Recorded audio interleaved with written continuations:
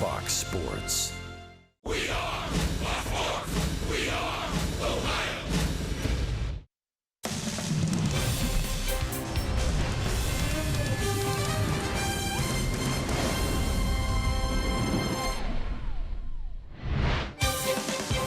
A sun splash Thursday afternoon in downtown Cincinnati.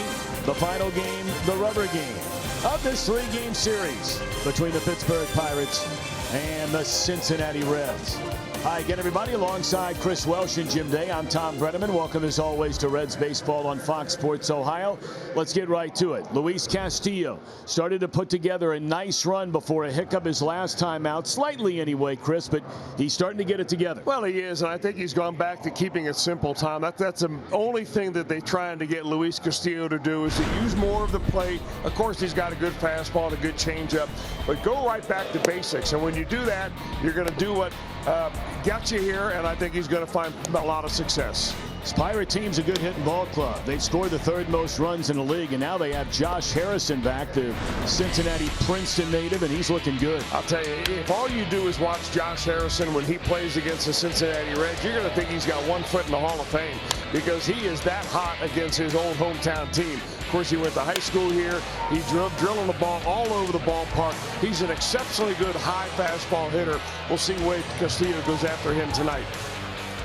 All right, when we come back, we're starting earlier today. It's time to get it rolling. Let's see if the Reds can win this series. Luis Castillo will get the ball when we return. You're watching Reds Baseball on Fox Sports Ohio.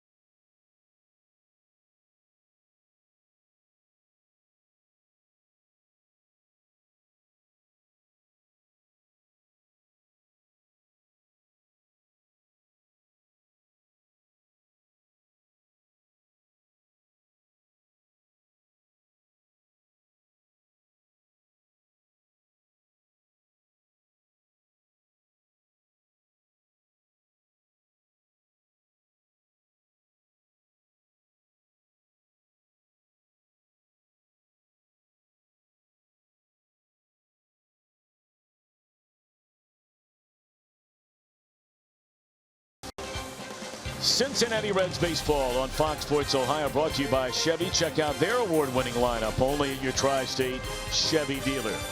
By Skyline Chili, feeling good, it's Skyline time. And by Step Up to GMC with nearly $4,000 purchase cash on an Acadia Denali when you finance through GM Financial. Hey guys, meteorologist Brandon Orr here from Local 12 with a good looking forecast for today's game. 84 degrees. You're seeing that? You think it's going to be hot outside, and it is. Middle 80s is pretty warm, but we don't have the humidity. We had lower humidity that moved in yesterday, and we have one more day left. Also, I'll guarantee you no chance of rain at all throughout the game today. Enjoy it. And boy, what a beautiful day it is. Same as yesterday, and once the rain cleared out of here on Monday night, when we had Tuesday night, we had that slight delay. It has been beautiful ever since. Expecting more of the same tomorrow. Better bring along the sunscreen on a day like today. Very low humidity. Perfect. And Chris, this would be a very important series for the Reds to win. Feel good about themselves as they take the field before they embark on a lengthy road trip. Well, it is, and you always should feel comfortable sending Luis Castillo out to the mound. I mean, after all, people are still projecting him to be a top of the rotation type pitcher. He certainly has the arm for that. He last pitched against the Chicago Cubs. That was on Saturday, where he went 5 innings of 6-hit, 1-run baseball. But he had to do a little dancing out there. He walked 5, so he put some guys on base. The other thing that I noticed about that game with Castillo is that he threw his season high for the number of sliders in that ball game. He didn't use his changeup nearly as much as he normally does, and he didn't use that sinking fastball, that two-seamer, very much. So we'll see what his strategy is today here against the Pittsburgh Pirates. Sometimes scouting reports dictates the way a pitcher pitches. Other times the pitcher just feels like certain pitches work, and he's going to go with them on that particular day. Let's take a look at Clint Hurdle's starting lineup for the Pirates, who come in 27 up, 21 down, and the Pirates are in second place behind Milwaukee, 3 games back in the NL Central. Harrison at second base, Adam Frazier the start in right, and David Freese starts at first for Josh Bell. Dickerson coming off a big night in left, Moran down at third, and Austin Meadows, a rookie in center field. A latter third of Diaz catching. Sean Rodriguez starts at shortstop for Jordy Mercer, and on the mound is right-hander Ivan Nova. Clint Hurdle has his team playing good baseball. They've been a streaky bunch. They had lost 4 in a row until last night. Prior to that, they had won 5 in a row. Then they had lost 4 in a row. But in the last 25 games, they're 5 over the 500 mark, 6 over on the year.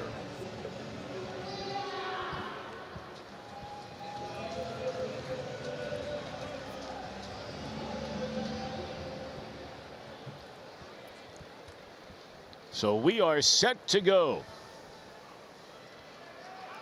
Reds dominated this season series a year ago, winning 13 of 19. The Pirates have won 4 of the first 6 this year.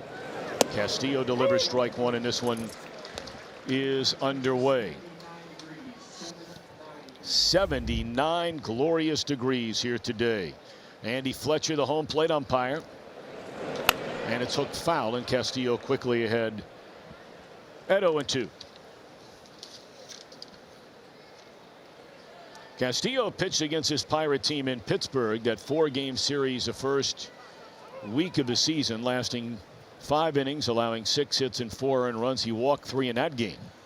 Yeah, that was a game that went upside down big time after he was taken out of the game. I think the Reds bullpen ended up giving up a ton of runs.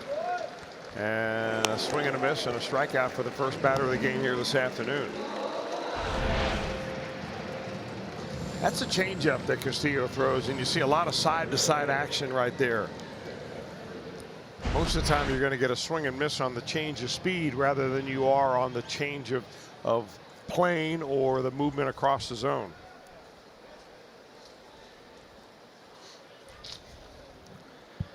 That'll bring up Adam Frazier, who starts today in right field. They can play this guy just about anywhere, and he looks at a strike.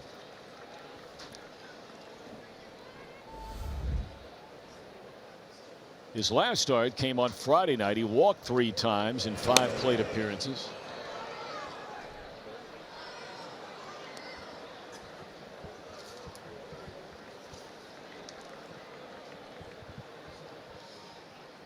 He checks in at 228, does have 3 home runs and 6 runs batted in.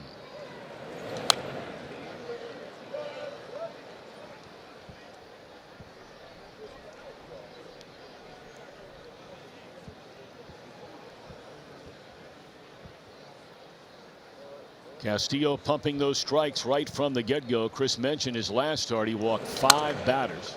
Broken bat pop-up, short center, and it falls in front of Schebler, a base hit.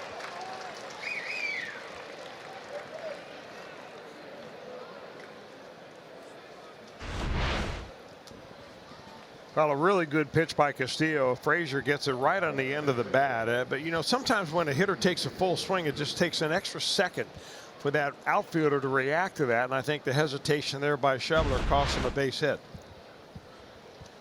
Frazier was 2 stolen base attempts so far this year. He's been thrown out both times, but he can get you. Had minor league seasons of 21, 14. He had 9 with the major league club last year when he got over 400 plate appearances. So not a burner, but more than capable of stealing a base. Ball 1 to David Freese.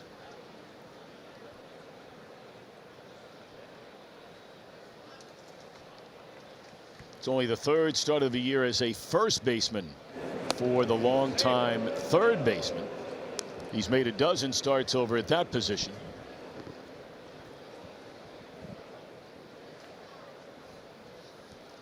Doesn't matter how long Freese plays or where he plays, he will go down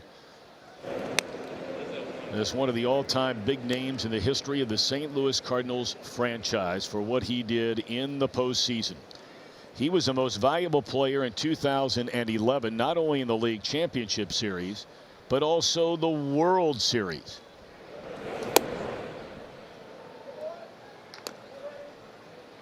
He had 21 runs batted in during that postseason, and to this day, that is an all-time record for any player in postseason baseball.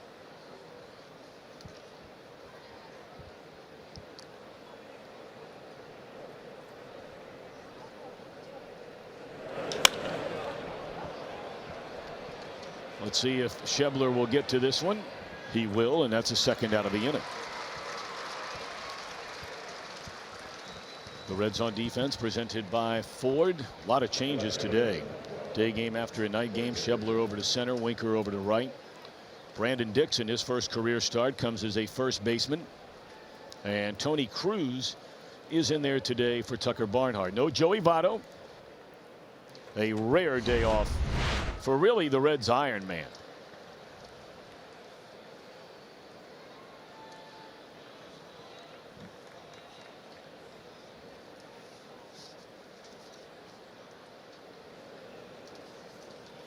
Corey Dickerson last night had 4 hits, was on base 5 straight times. The only time they got him out, he hit a laser that was caught in right field by Schebler in the first inning last night. Game that went 12. Maybe some of you called it a night.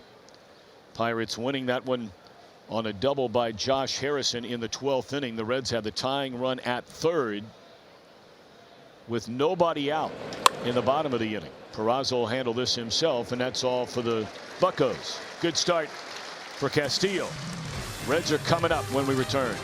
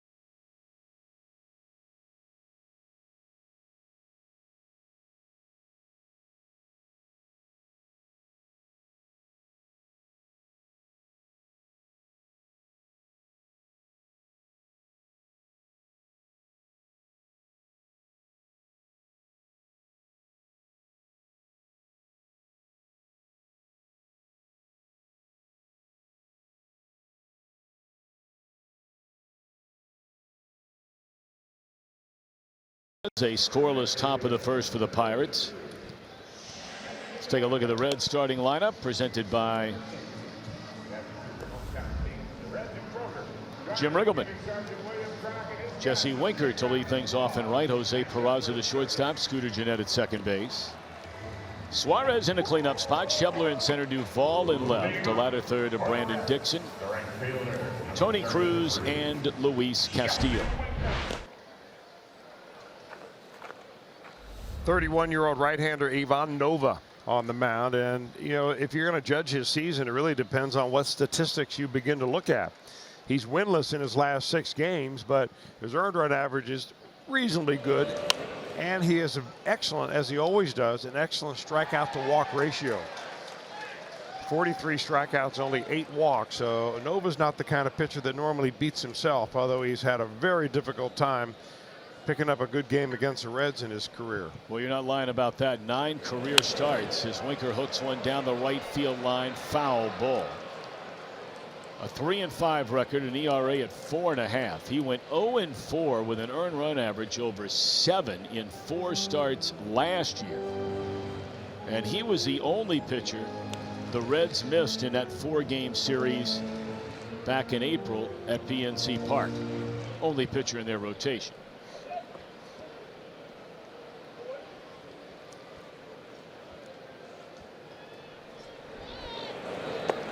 Jesse had a nice game last night. Was on base 3 times, had 2 hits, scored a run. He had a pile of those in the month of April. They've been few and far between in the month of May. Ricocheted to the shortstop off the glove of Nova, and that's out number 1. Look at Pittsburgh on defense, presented by Ford. Frazier the nod in right instead of Polanco. We talked about Bell a day off over at first. David Freese is there, and Rodriguez replacing Mercer with Diaz in place of Cervelli, who was injured here last night. Don't know how serious that might be.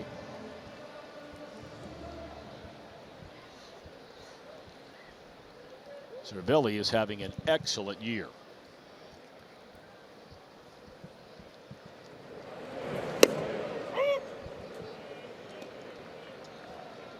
Strike 1 on Jose Peraza.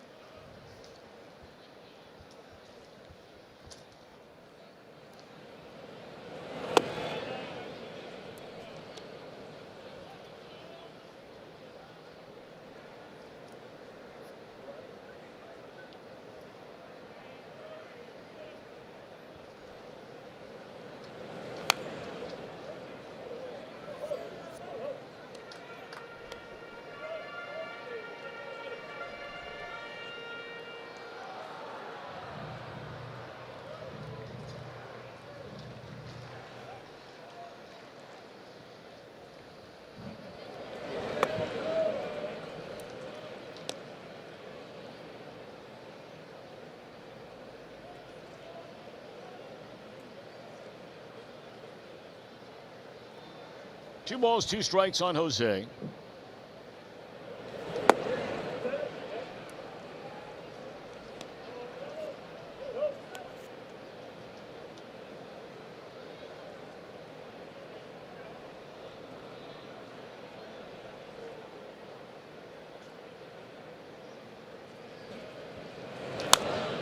And we'll keep it right there.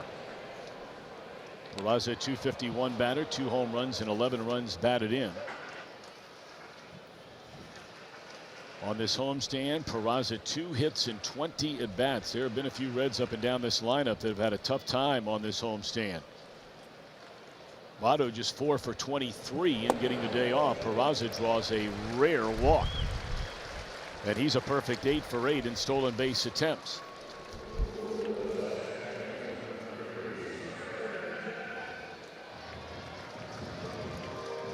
Well, Peraza had a walk last night. If you remember, in the 11th inning, he was the guy that Brandon Dixon was trying to advance with a bunt.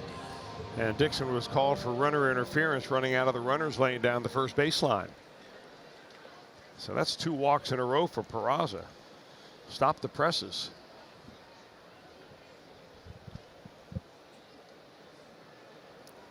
Scooter Gennett. Batting average all the way up to .328. He was on base 4 times last night, had 2 hits, including another home run. And so far in the month of May, he has been just off the charts. First in the National League in slugging percentage, second most home runs, second most RBIs, second most extra base hits. And his batting average in the month of May is nearly .380.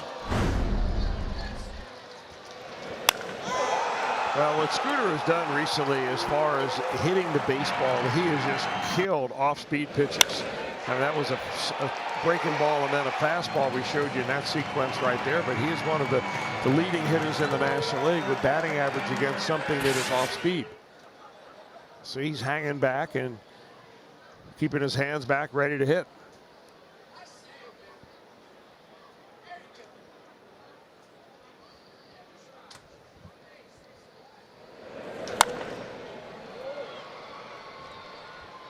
Easy play for the left fielder Dickerson for the second out.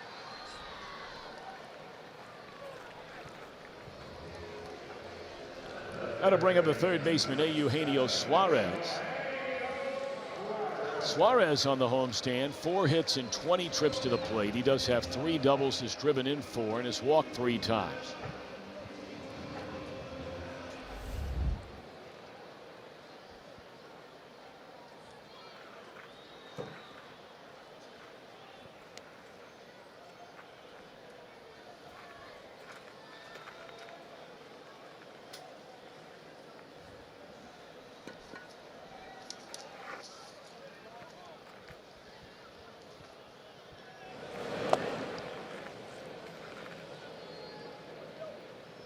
Reds will be leaving right after the game today, and we invite you to join us tomorrow night. We will emanate from the Mile High City in Denver. Friday. Isn't tomorrow Friday? Oh, indeed it is. I better check my calendar on that. You might want to check more than that.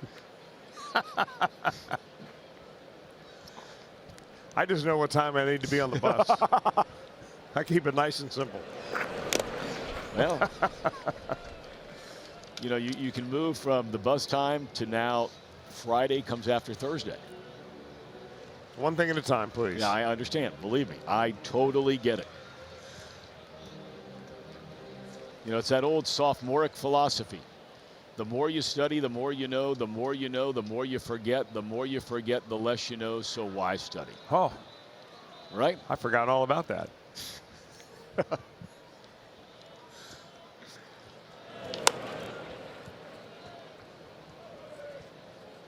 Anyway, we invite you to join us tomorrow night as we emanate from the Mile High City in Denver, Colorado. I'll be there. I'm glad.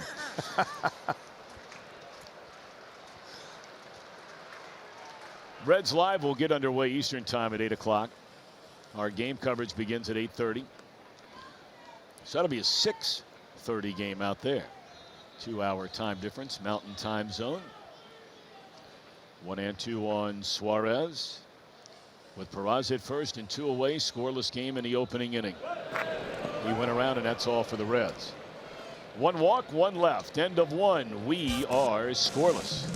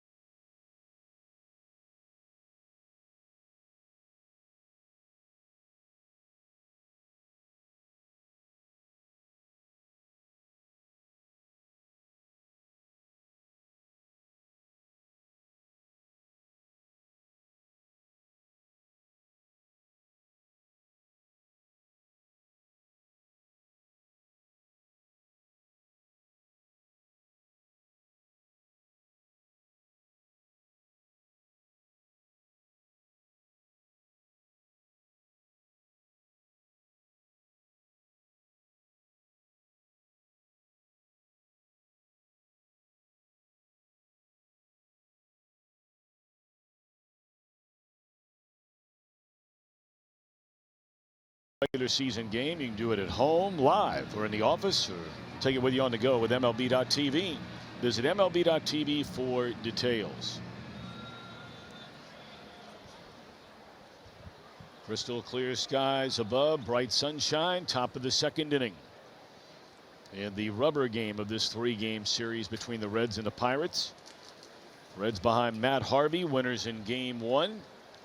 And then last night the Reds rallied to tie it with 3 runs in the 8th inning. But the Pirates would outlast the Redlegs in 12 by a run.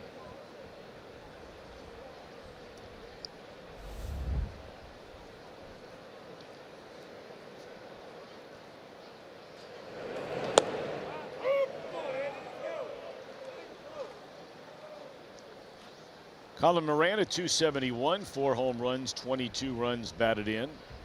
Went 0 for 6 here last night. He went into the game batting nearly 290.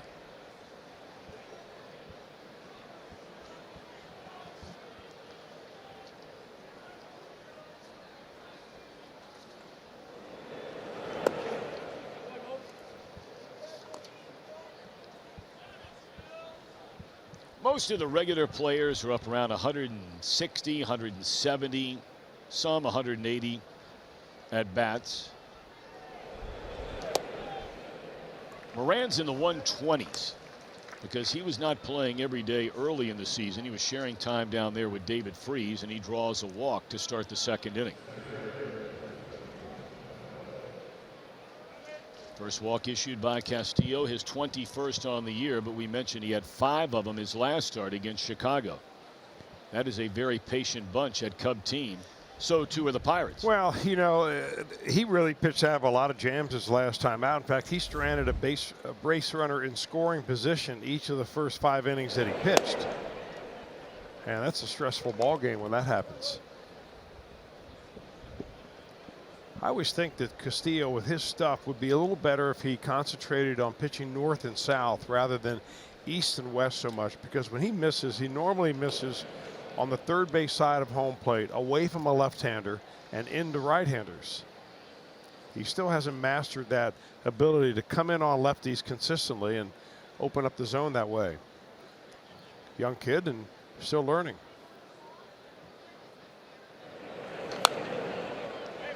Found out a play by another kid. Austin Meadows, just brought up to the major leagues for the first time over the weekend, is off to a real nice start. Has 8 home runs, or 8 hits and 21 at bats with 2 home runs. Homered on Sunday and then homered in the first game of this series on Tuesday night.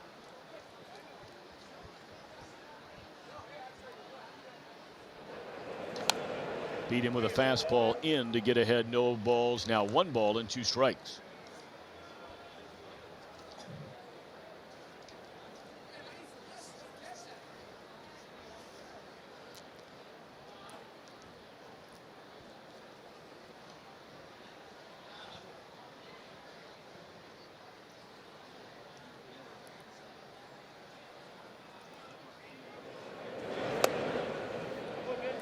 Down and away again. You know, Castillo sometimes can be a little bit too careful against left-handers. Let's look what he did last year against lefties. And this was an excellent year that he had with a 185 batting average. When you're a right-handed pitcher, you'll take that any day.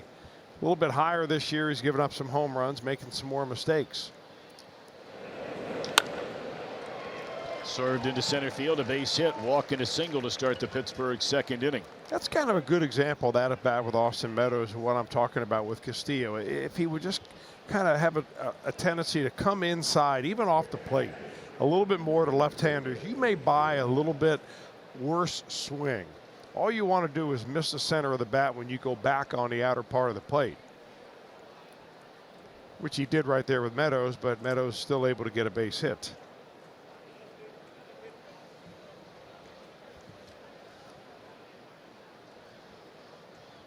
Diaz getting to start behind the plate, and when he's had a chance to play, he has really done a good job hitting the ball with authority. In his 11 starts this year, he has been a .405 batter. Not only that, he has 2 home runs, 2 doubles, and in the 11 starts has 8 runs batted in. extremely productive. Elias Diaz behind the plate when filling in for Cervelli. Double play ball here though. Peraza, Jeanette, and they'll turn it over. Big hit out there at second base. Clean play. I tell you, Jeanette's taken quite a few of those on this homestand. Took 2 or 3 of them in the Cubs series.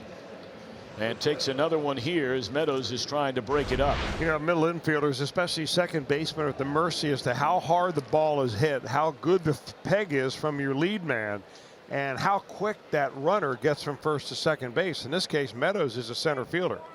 He's got plenty of speed. The ball wasn't especially hard hit, and Scooter stays right in there and takes a hit. Sean Rodriguez with a runner at third and 2 away. Elk and Elk storyline with runners in scoring position. Castillo has been really good here his last 3 games. You see in the first 3 games, opponents hit over 340 in such situations. Only 2 for their last 17 going into the game today. So make it 2 of 18 after getting the double play with a runner at second base off the bat of Diaz.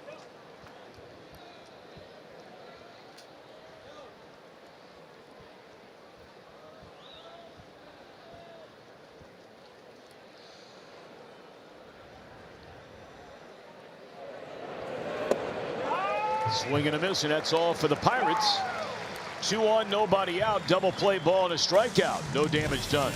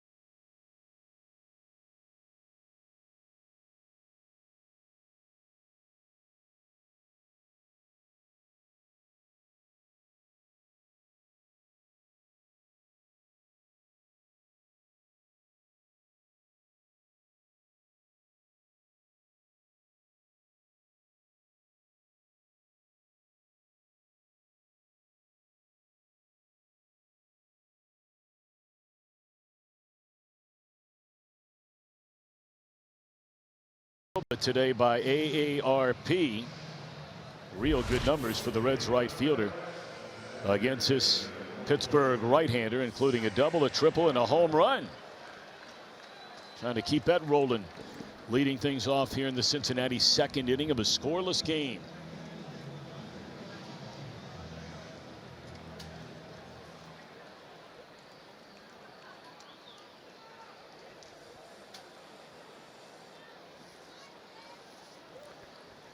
Adam Duvall to follow, and then it'll be Brandon Dixon.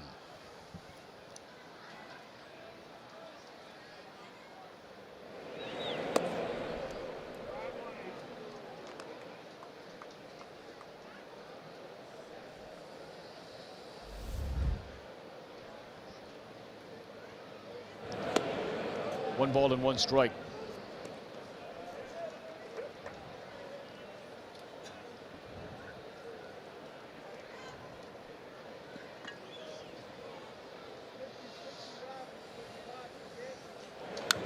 Chased a pitch up and out of the strike zone there, and Schebler puts a bat on it but fouls it out of play, and Nova now has him around the neck.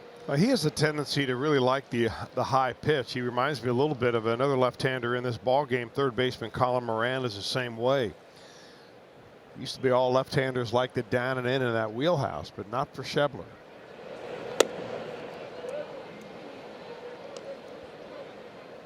And not really seeing the ball great right now. I always notice when a hitter starts to lurch over the plate at that outside pitch, he's not recognizing it early on as to whether it's going to be a ball or a strike.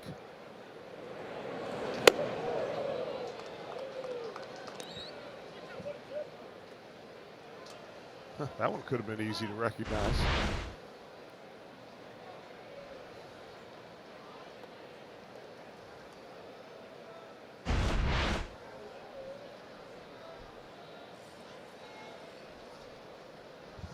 Three balls and 2 strikes, and Schebler drops it foul out of play off to the third base side.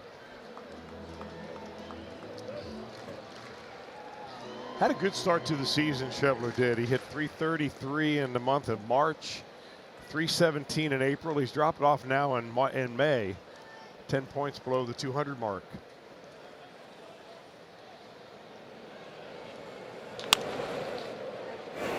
Freese knocks it down, throws, and it scoots by the pitcher.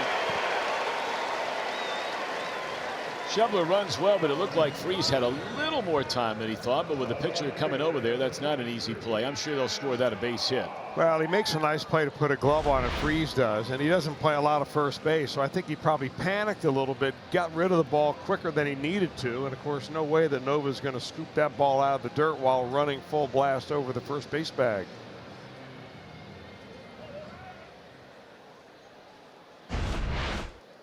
So it is scored a base hit, should be, for Schebler. And here's Duvall at 182, 9 home runs and 24 runs batted in.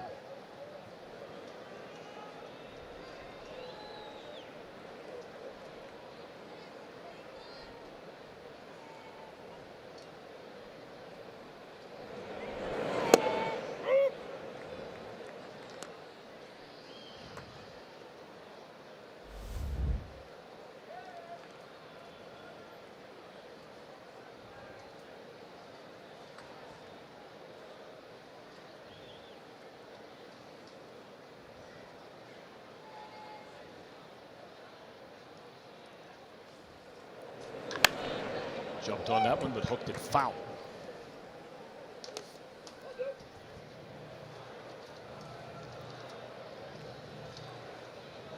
What the Reds are trying to do with Adam, and he's having really the worst start to a season he's had in a long time. Normally, April and May are his months that he really puts up some numbers. But they're trying to get him in a little better position to hit. He has a tendency to kind of carve his swing and kind of get his body into a reverse C position at the time of contact.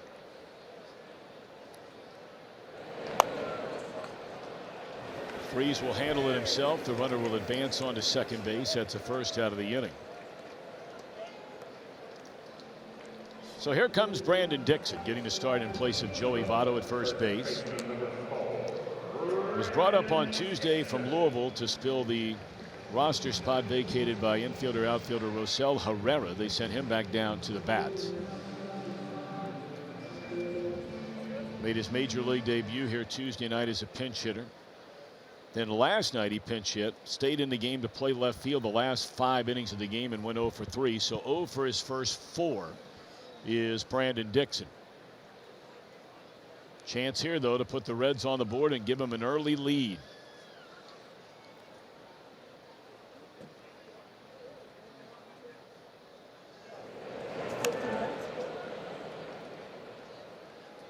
Well, he was looking dead red there, and that one is spun up there at 79 miles per hour. Those are the numbers. Really good at AAA for Brandon Dixon. Yeah, not really a hitter's park either down there in Louisville, especially when it comes to the home run ball. That's a tough ballpark to bomb one out of.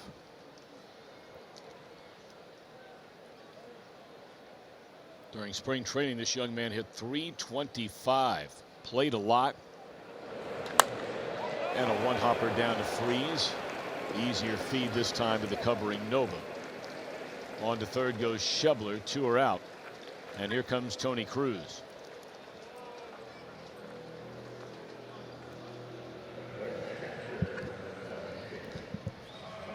Well, the Reds in Fox Sports Ohio would like to send out a very special happy birthday wish to Loretta Conley from Nashport, Ohio. Loretta is celebrating her 80th birthday today. Loretta Conley, happy birthday. God bless you. We hope you're having a great day today and many more birthdays to come.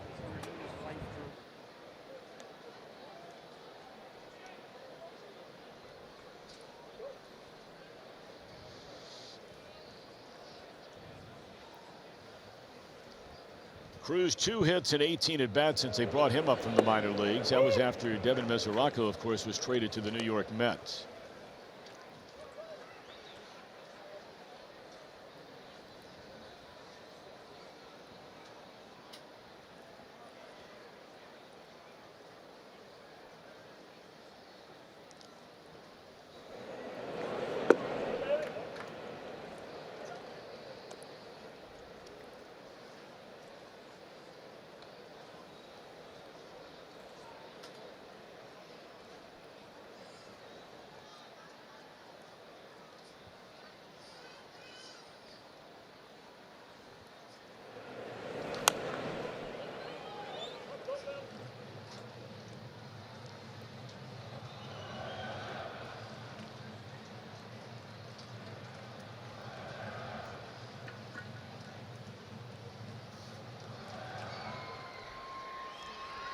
Nova's last start was a good one. That was against San Diego in that series where he was hung with a loss.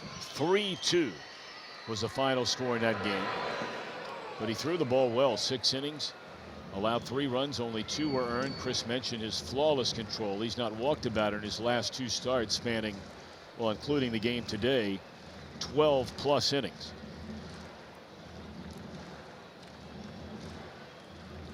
He did walk Peraza to end that streak, leading off the 2nd inning today. Or in the 1st inning, I beg your pardon.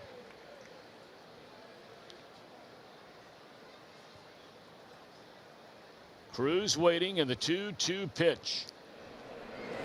Struck him out on a high fastball, and that's all for the Reds. 2 strikeouts in the game for Nova. End of 2. Reds and the Pirates are scoreless.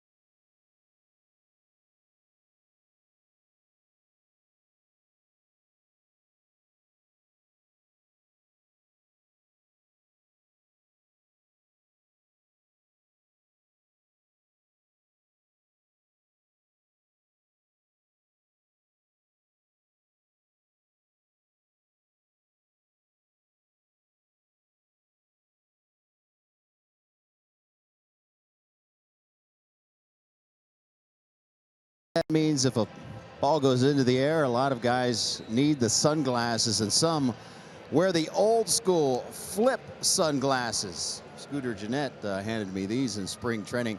Not sure if this is the exact brand he's wearing, but ball goes in the air, you flip them down, and you're protected. A lot of guys just go with the sunglasses, but the flip ones, These are old school all the way. Back in the day, they used to fight over these things. Now they got cases full of them. That's a very good look for you, Jim Day, with the team going to places like Denver that gets a lot of sunshine. We know about all the sun in Phoenix. Well, how about the beach in San Diego? Well, I mean all the above, flip right? them up and down there. I mean, this is the sun tour, if you will. And Jim, since you have those bad boys on already, I mean, you may able to stick them in your pocket and bring them out west. You'll be looking good in a Mile High City tomorrow night. These are not the most stylish sunglasses, Tom. Well, I didn't say anything about stylish, but are they effective? They're extremely effective. They're actually very, I'm sure these are expensive, these glasses, but they are extremely effective. So, I mean, we're debating style over substance here. So, Yeah. So are you going to take them with you? Sure, I'll take them with me because I don't have much style anyways. It doesn't matter.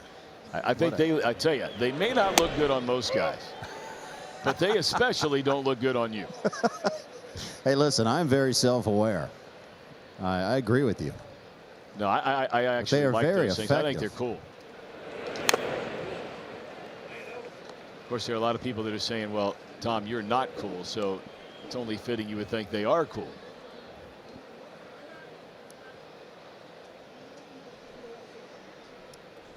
Castillo against the pitcher Nova, a 2-2 count.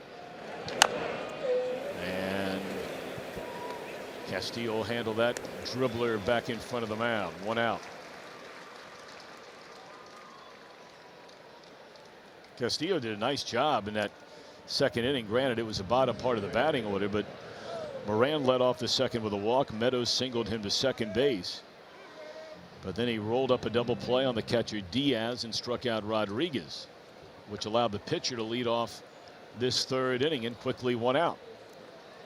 Boy, Nova, he is just now getting to the dugout. Josh Harrison turning around looking at him like, are you kidding? Nova's big man.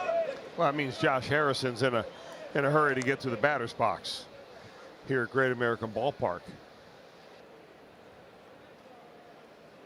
Guy loves playing back in his hometown. Yes, he does. Princeton Viking. University Boy, what of a Cincinnati beautiful new Bearcat. school. Yeah, that's right.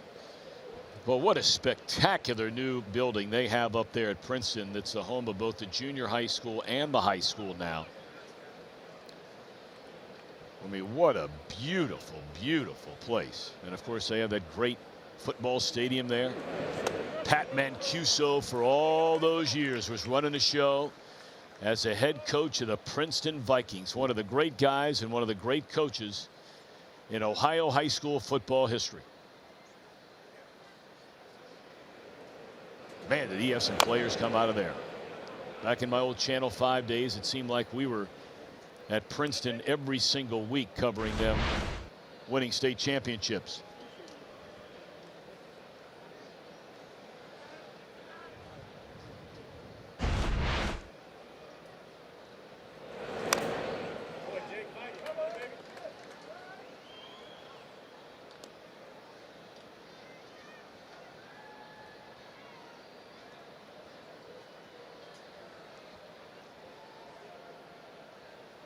One ball, 2 strikes on Harrison.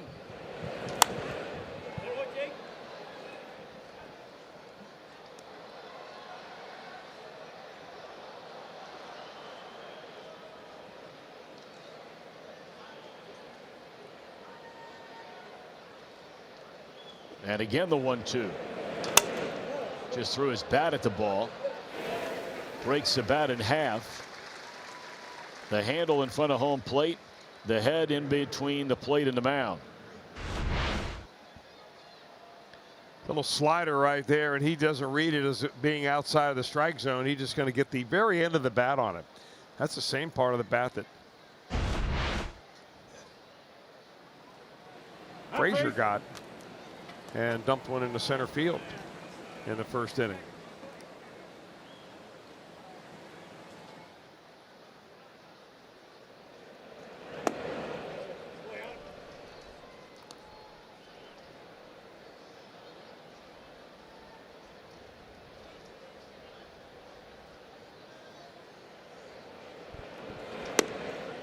In there, a strike to Adam Frazier. 1 ball and 1 strike. He had a single into center field.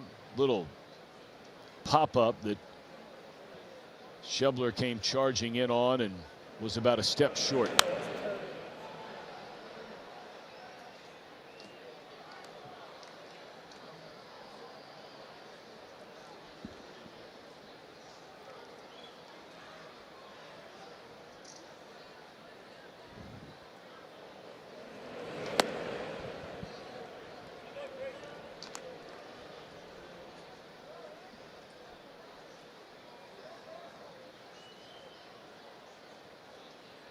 Two balls, two strikes on Frazier.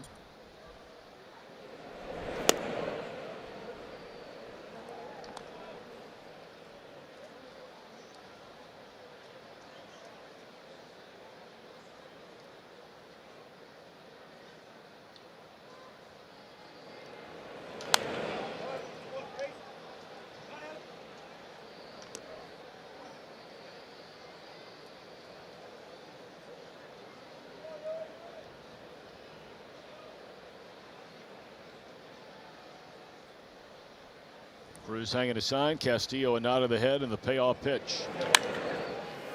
Right at Peraza. Took a funny hop on him there, that final bounce, and he's able to field it cleanly and throw him out. First perfect inning for either pitcher today.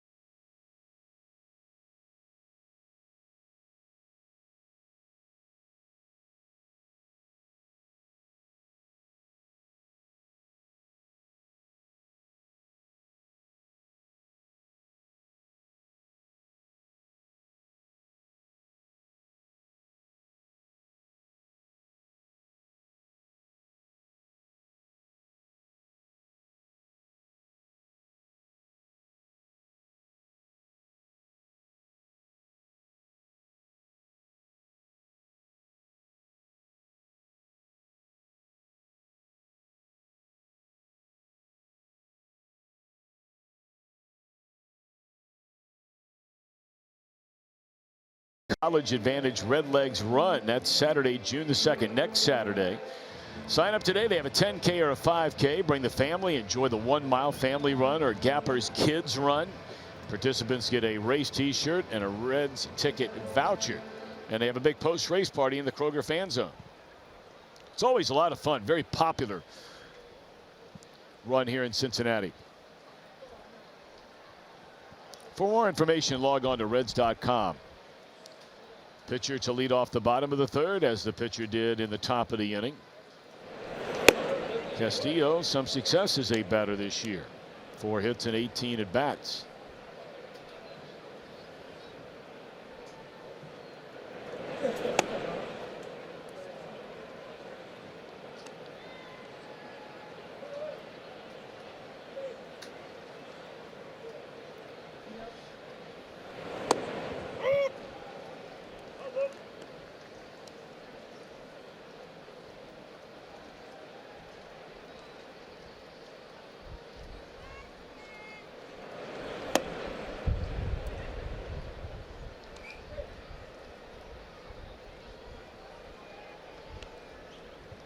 Nova wanting to know where that pitch missed, and the umpire pointed away, so it's 3-1. Boy, how about that? One of the best control pitchers in the game today walks the opposing pitcher leading off the third inning on 5 pitches.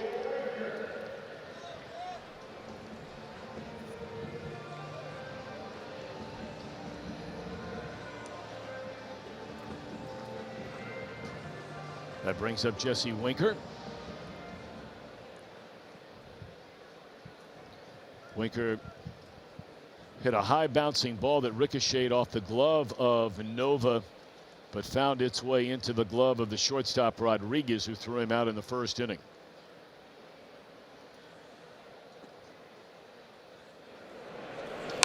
Strike one.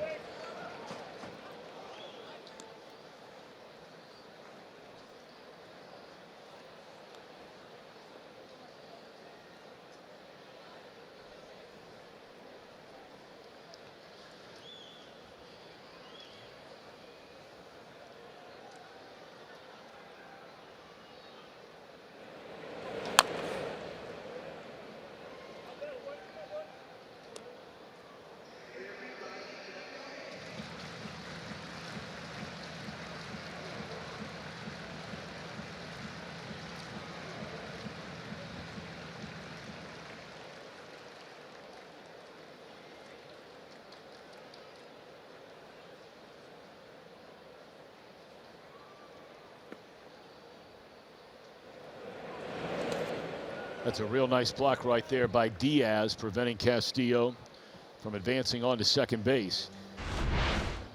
Seemed like early in the year that Winker was seeing this a lot. Pitchers were pitching him right around the outside periphery of the strike zone, trying to get him to chase, which he didn't. He picked up 13 walks in the month of April. His walks now are down and significantly here in the month of May. He's only got 5 of those, and they seem to be attacking the strike zone a lot more, especially on the inner part of the plate.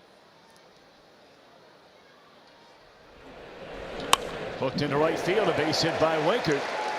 Castillo will advance on to second base.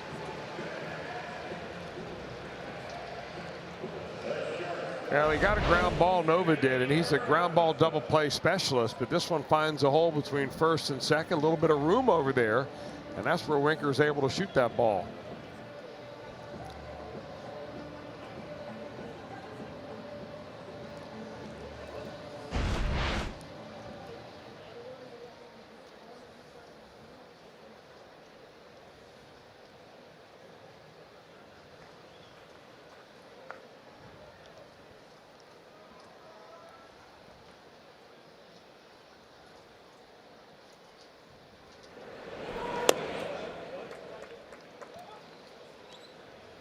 Last year, Nova had 23 ground ball double plays in his support. He gets a lot of ground balls. I don't think that fake bunt attempt by Peraza was something that the Reds have put on. I would imagine they're going to let him swing away here. 1-0 on Peraza. Castillo and Winker aboard to start this Cincinnati third inning. Now he shows bunt, but the pitch was way outside. 2 balls and no strikes. You know, it seems to me, just by watching that center field camera, the action on the pitches that Nova throws, I mean, if he has control problems, it's because he's got so much movement. But not when you start the inning off by walking the pitcher.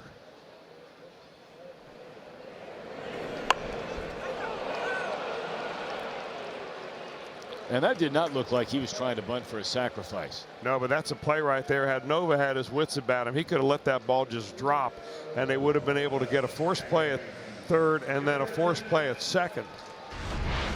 You just don't think of that unless you think of it ahead of time. I mean, you see Castillo going to the back to the bag. The runner at first going back to the bag. That's Winker. So all he's got to do, not glove the ball and let it drop, but just let it hit the ground, pick it up, throw it to the third baseman, flip it over to second, and you have 2 out and a runner at first.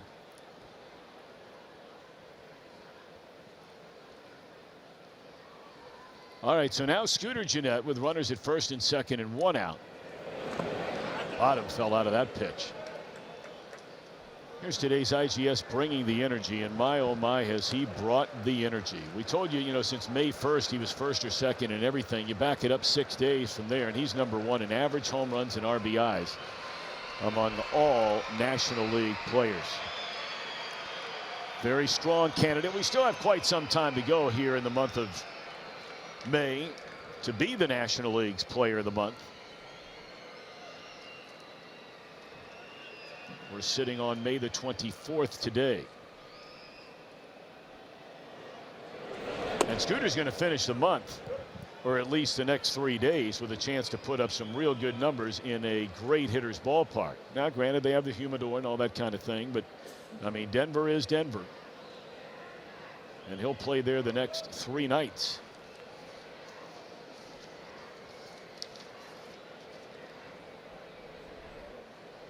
Reds will be seeing 2 right-handers and a left-hander in that series.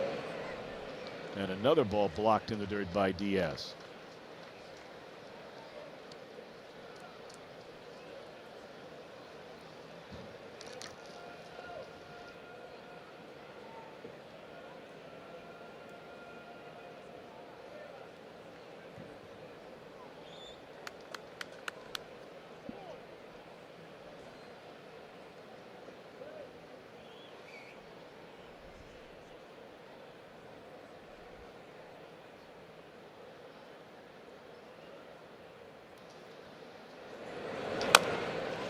Up the first base line, Nova's there. And the ball is thrown high, and it's off the glove of David Freese. And everybody's safe. Reds get a huge break. He almost tried to shot put the ball instead of just underhanding the ball to Freese.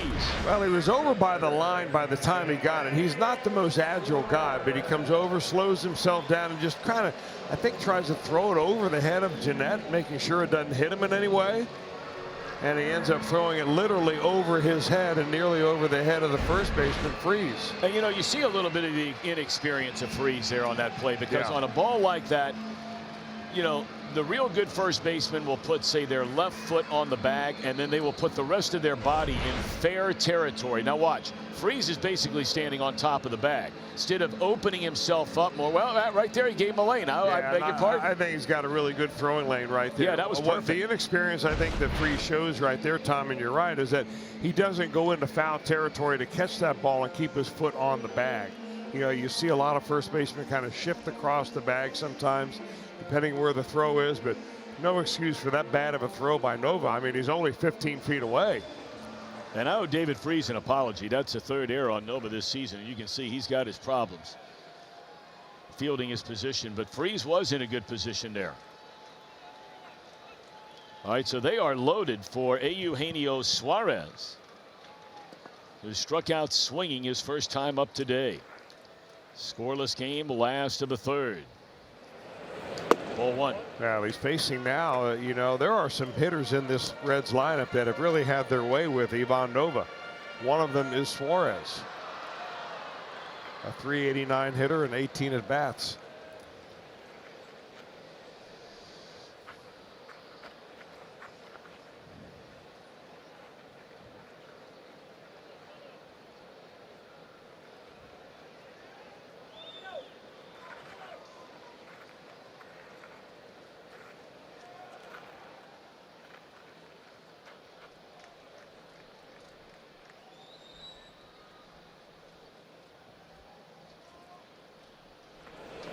Started 2, and in there a strike.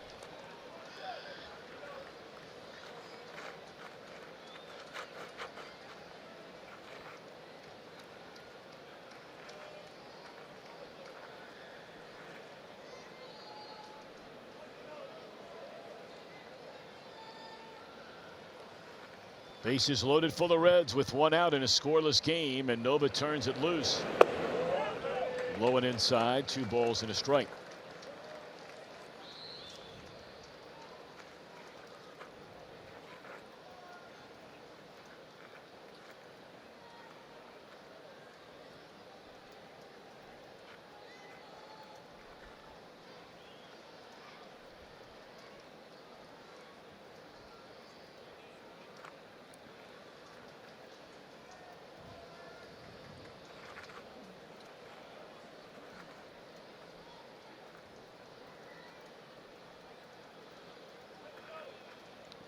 Nova okays a sign finally with his catcher Diaz, and the 2-1 pitch on the way.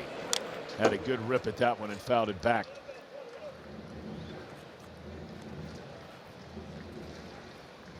Suarez has been so good in situations like this all year long.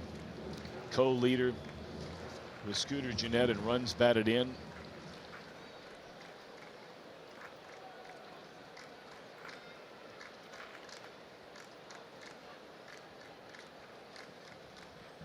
And now trying to get the Reds on the board. 1 out, bases loaded, 2-2 pitch. High fly ball. Did he get enough to touch them all? You better believe it. Grand slam.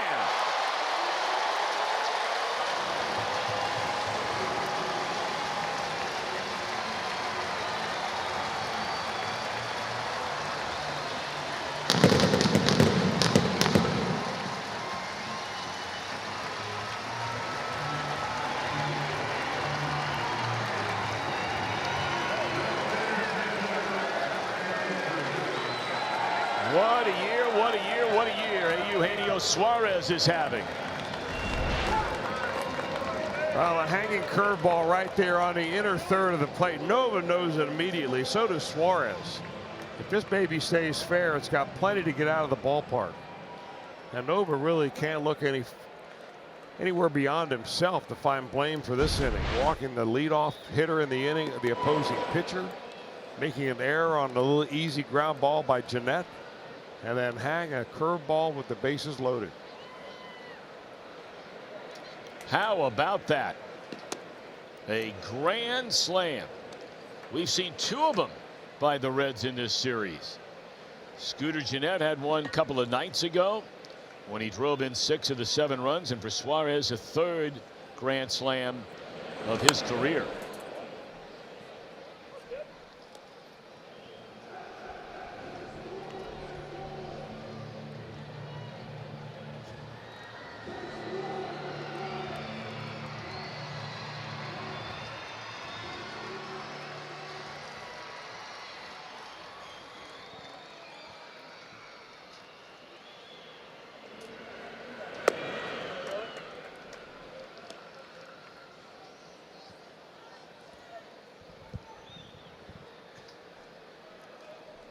Still only 1 out in the inning, and it's 3 balls and a strike on Schebler.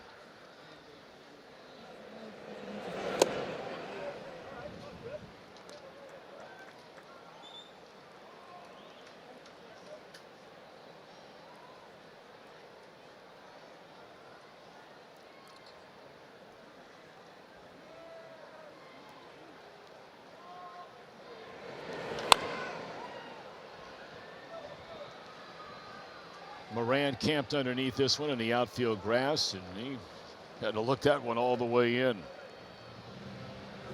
2 down.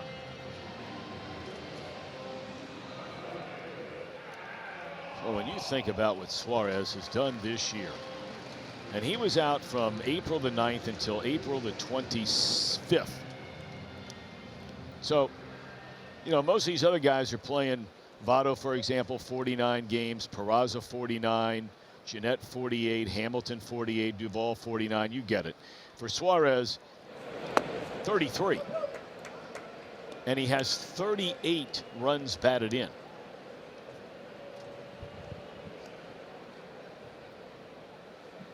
Knocked in 25 in the first 20, but averaging more than a run batted in per game so far for Eugenio Suarez. Well, he was, if you remember when he was injured in that ball game, that very cold day game in Pittsburgh, when he was hit on the thumb with a pitch, he was really beginning to swing the bat extremely well at that time. I mean, he was carrying the ball club. Well, the night before is when he had the game where he had the 2-run home run to tie the game and had a 2-run double to take the lead in the 8th inning. That was the only game the Reds won in that series, was that Saturday night game.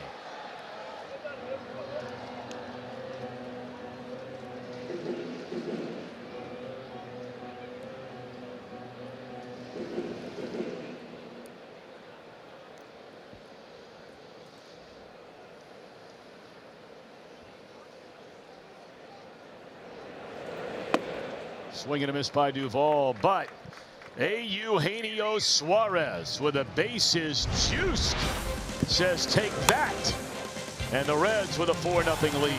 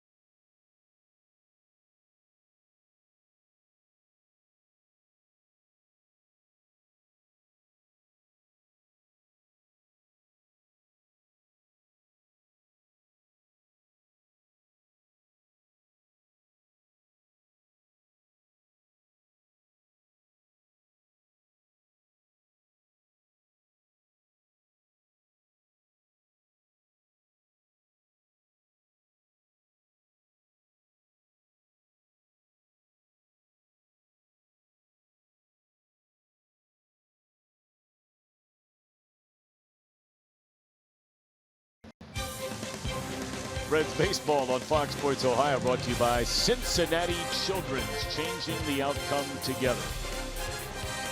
And by your local Ford dealer, Ford. Go further. Beautiful look at downtown Cincinnati on this beautiful Thursday afternoon, and a nice start for the Reds after the grand slam by Suarez.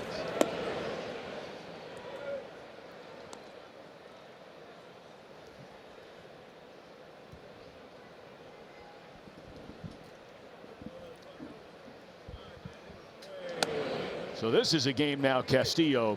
This is where you got to drive that proverbial nail through the coffin here. You've been given a 4-0 lead. You're starting the 4th inning.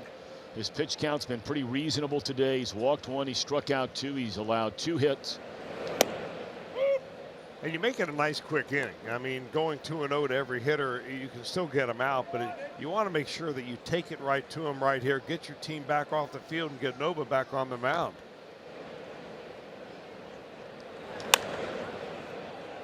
Just dumped into right field off the bat of David Freese, and he has a leadoff single.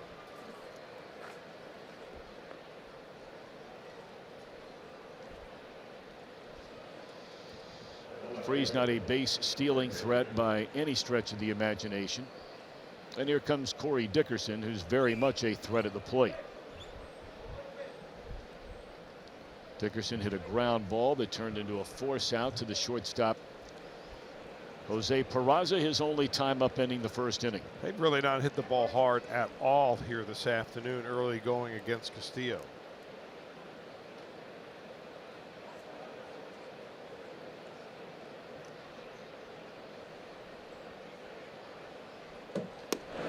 Ball 1.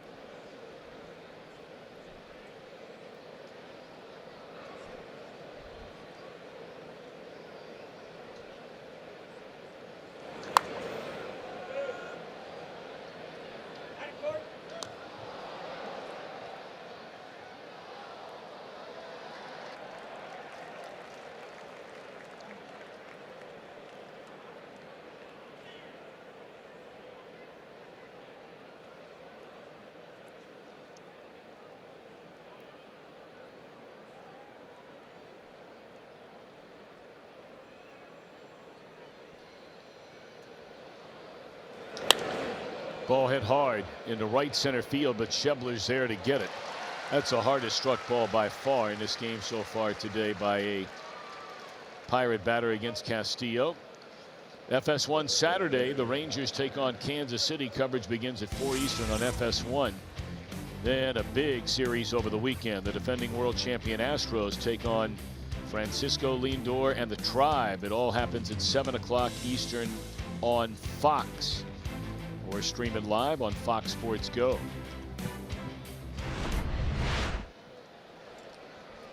That was a matchup many were anticipating last year in the American League Championship Series, but the Yankees spoiled that, of course, by roaring back in a best-of-5 series down 2-0 to beat the Indians in the division series. Most people thought it was a foregone conclusion because the Indians and the Astros were by far the top 2 teams in the American League during the 162.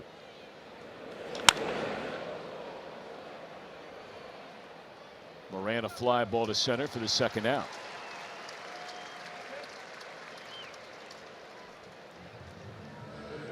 Indians beat the Cubs again last night.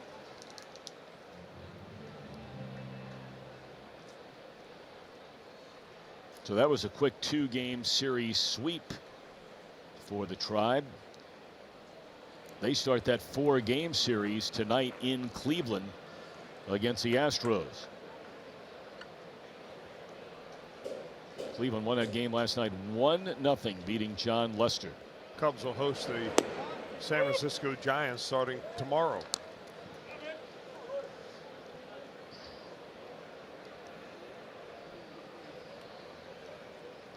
Austin Meadows, a single into center field, his first time up.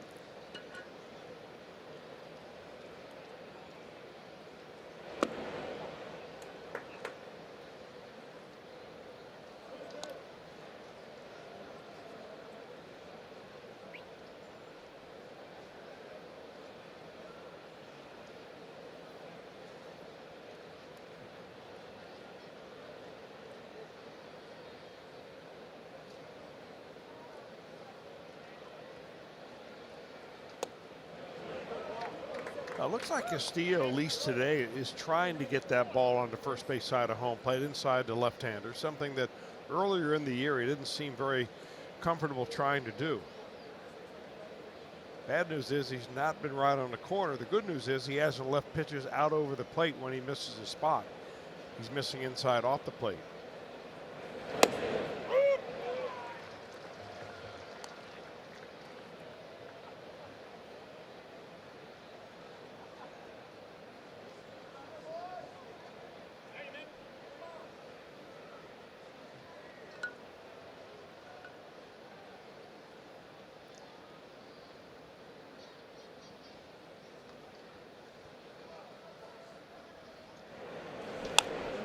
Swinging a foul ball off to the third base side out of play. Really good spot right there. I mean, that's a pitch that if you are a right-handed pitcher and you can go and deliver that pitch consistently.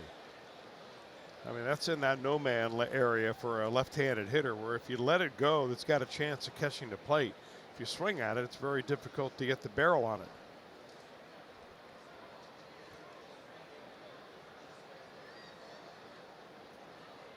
He'll go with the changeup.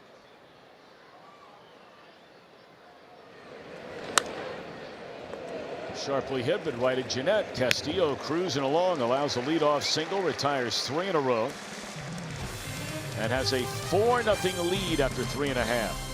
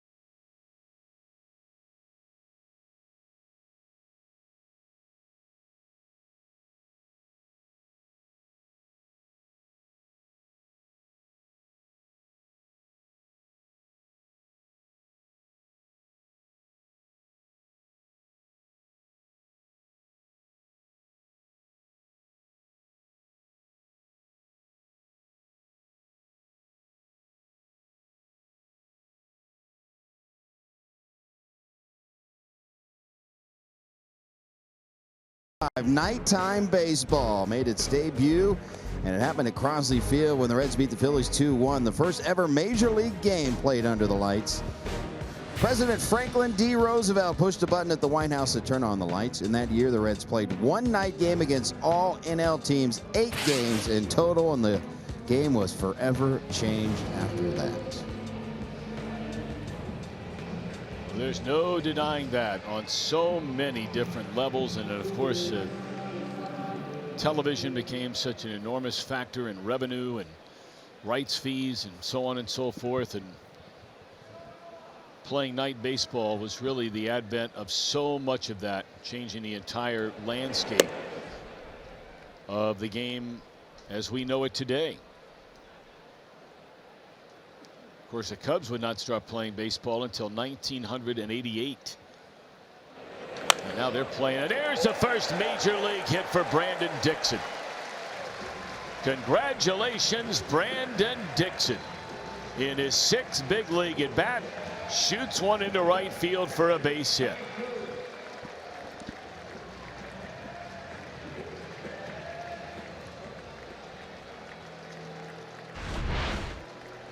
Well, a solid smack at the opposite field.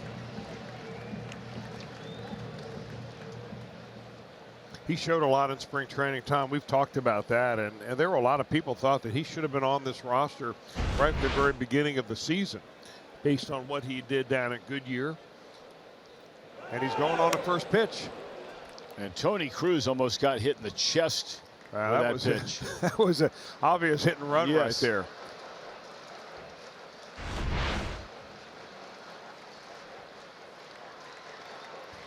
I mean, that's about as close to the knuckles as I've seen a pitch in a long, long time.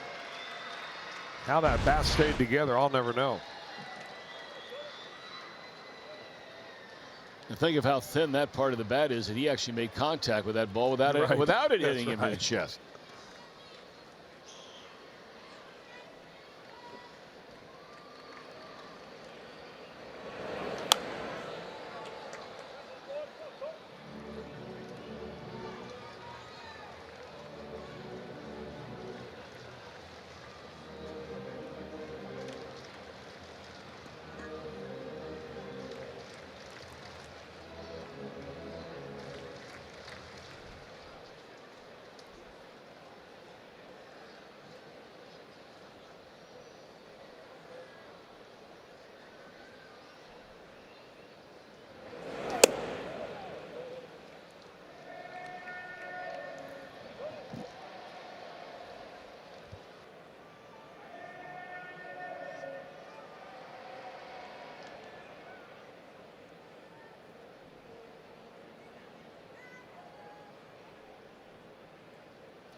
One ball and 2 strikes on Tony Cruz.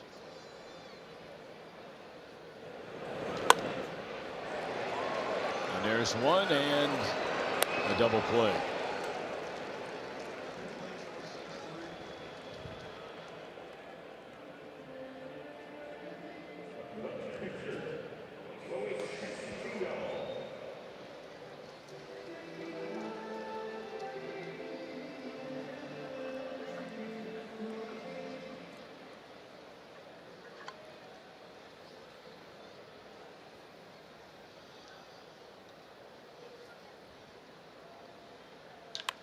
Ground ball by Castillo, and that's all for the Reds after a leadoff single by Dixon. Congratulations to Brandon Dixon. His first major league hit. Reds lead 4-0.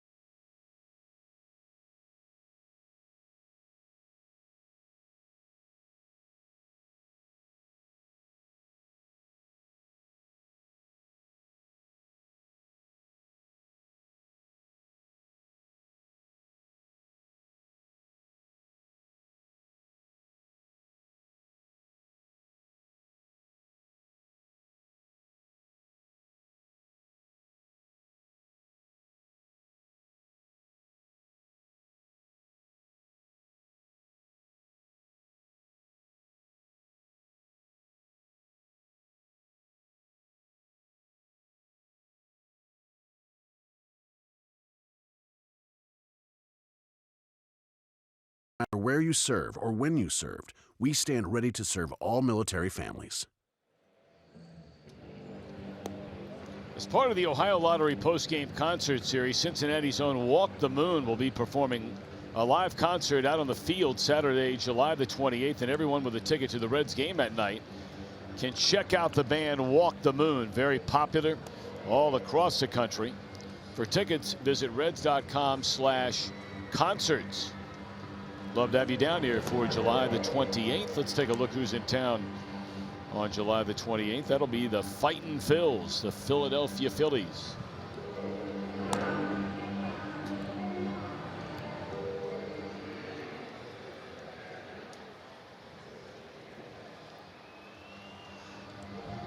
Well, you like those zeros in the important part of the line right there, and Castillo's doing it so far this afternoon to the Pittsburgh Pirates. First inning, he was 3 for 4 in first pitch strikes. Since that time, he's only 2 for 11, but the Pirates have not been able to muster any kind of a rally. He's had 1 3-batter inning. That was the third. And all the rest are 4-batter innings.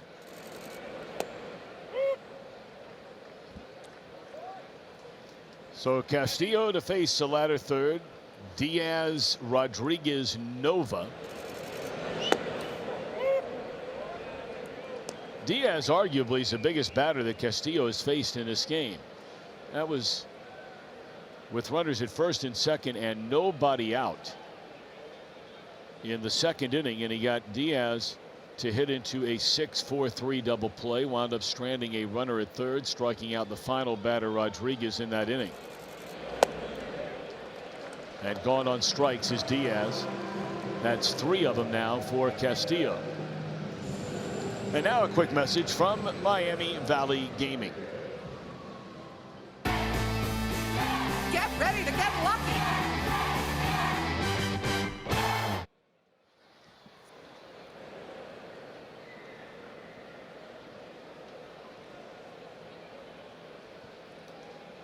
Here's Rodriguez. Down a strike.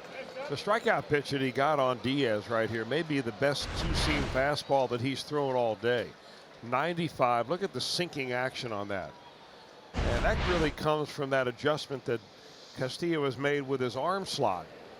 And he got away from it for a while and kind of tried to manufacture movement. In so doing, he dropped his arm angle a little bit seemingly every time he took the mound. Now he's back up on top and the ball kind of rolls over rather than just goes from side to side. Jose Ozuna has moved into the on-deck circle. We mentioned the pitcher spot due up third here in the inning.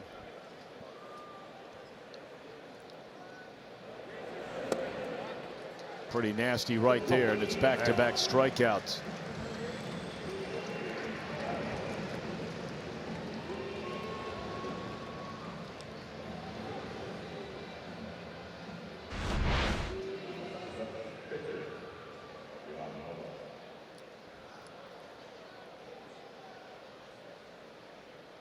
I don't know. I've seen him spin up a slower curveball like that before. We've seen a slider. You talked about the last time out. He threw, more of those. We know about his great changeup.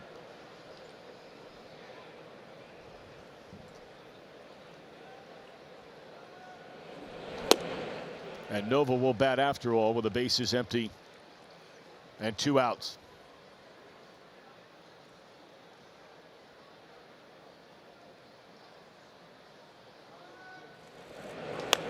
Popped up. And a second 1-2-3 inning, and this one on 10 pitches.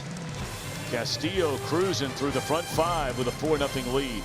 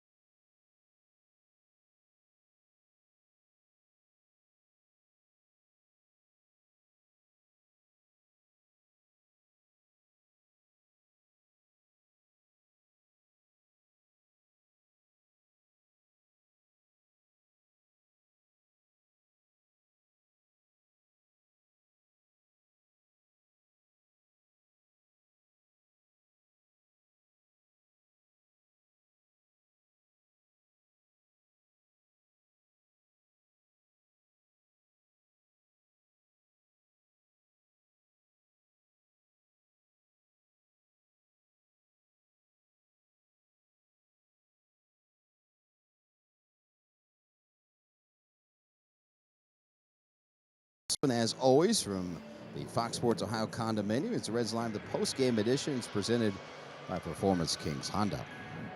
Take you around the league, news and notes in Yankee land. Gleyber Torres, youngest Yankee in history to homer in 3 consecutive games. Think about their long history. The Astros can win in numerous ways, and when you're allowing 2.5 runs per game, and it's the fewest since 1920, that's officially getting it done. And Big Sexy Bartolo Colon, happy 45th birthday. You love that nickname, don't you, Jim Day? It's one of the best. Big Sexy.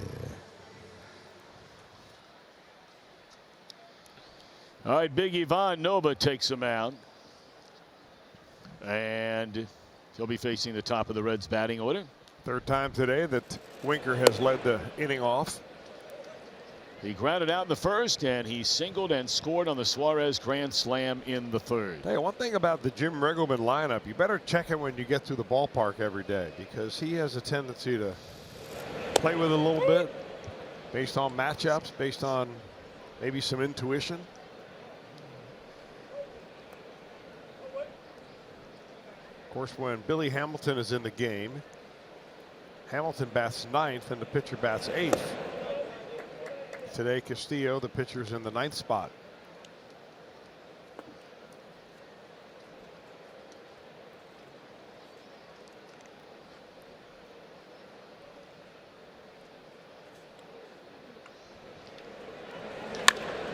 That ball is clobbered into deep left center field, and this ball is going to fly out of here for Winker. His first home run of this season.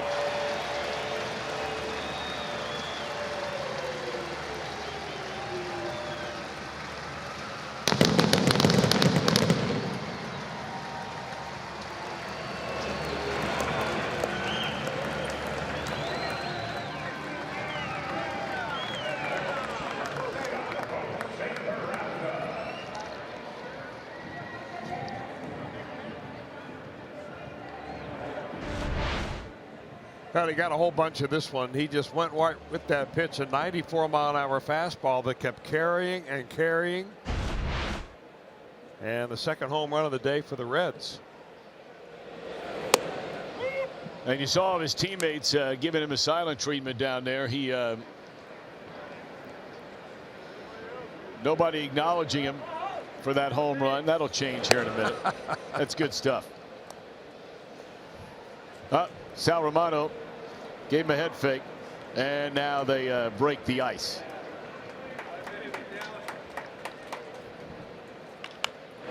Winker getting his first home run of this year. Yeah, they waited as long to give him congratulations as he waited to get that first home run.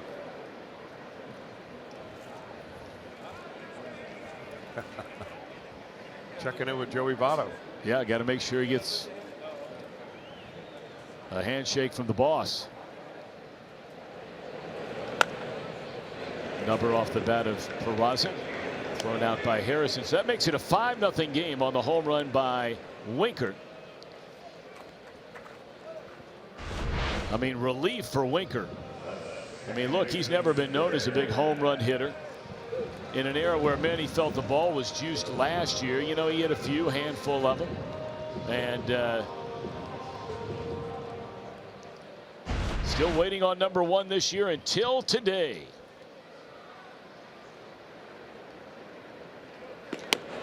We talked about Winker. He's got a lot of personality about him. He likes to laugh. He likes to smile. Likes to have fun. But he's there to work when needed.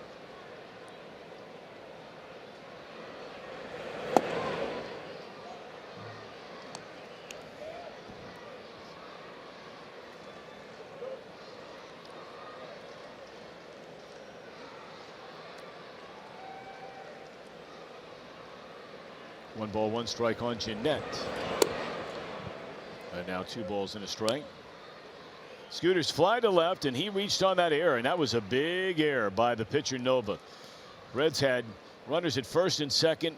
Little roller up the first base line. Nova picked it up, had plenty of time to throw him out, threw the ball high.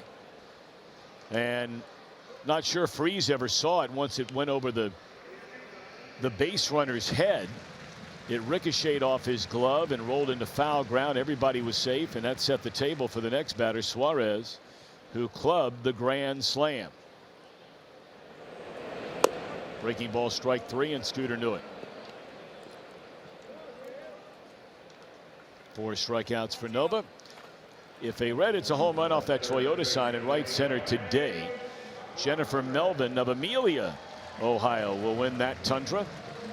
Thanks to your Cincinnati and Northern Kentucky Toyota dealers.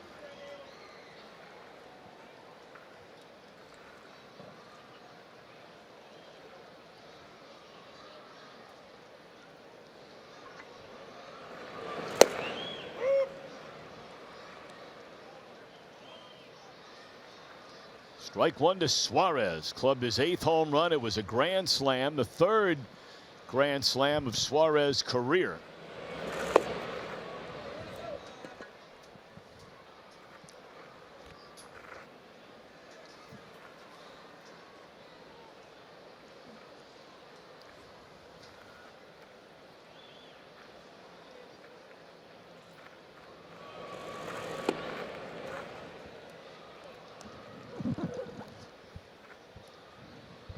And you see he's now tied for the National League lead and runs batted in with Javier Baez of Chicago.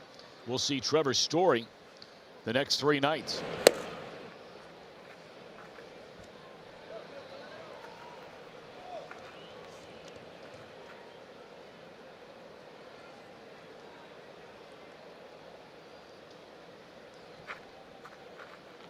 Two delivery. In the air to right, and this will do it in the Reds' 5th inning. They get the solo home run by Winker, his first of the year. Good for Jesse Winker and good for the Reds. It's a 5-0 lead.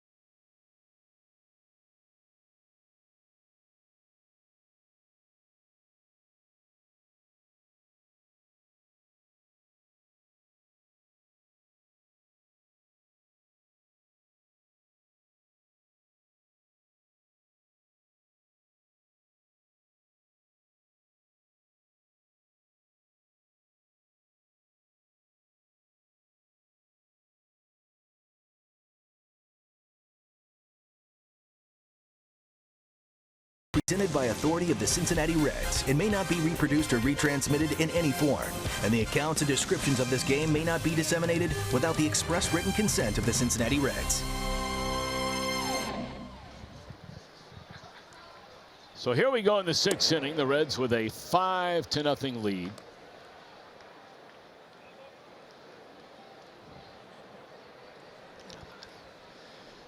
Five to nothing lead, and Castillo faces Josh Harrison leading things off.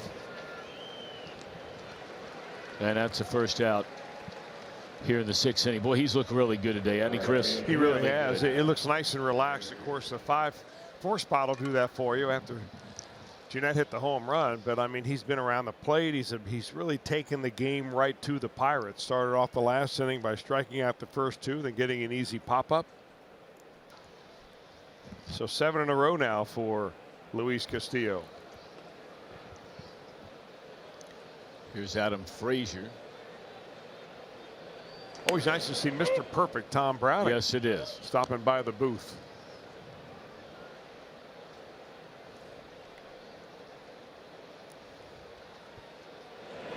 He looks good. He's lost a lot of weight. I was talking to him about it a couple of days ago when I ran into him, and you know, his blood pressure's come way down. His heart rate, standing heart rate, has come way down, and he looks good. Good for him.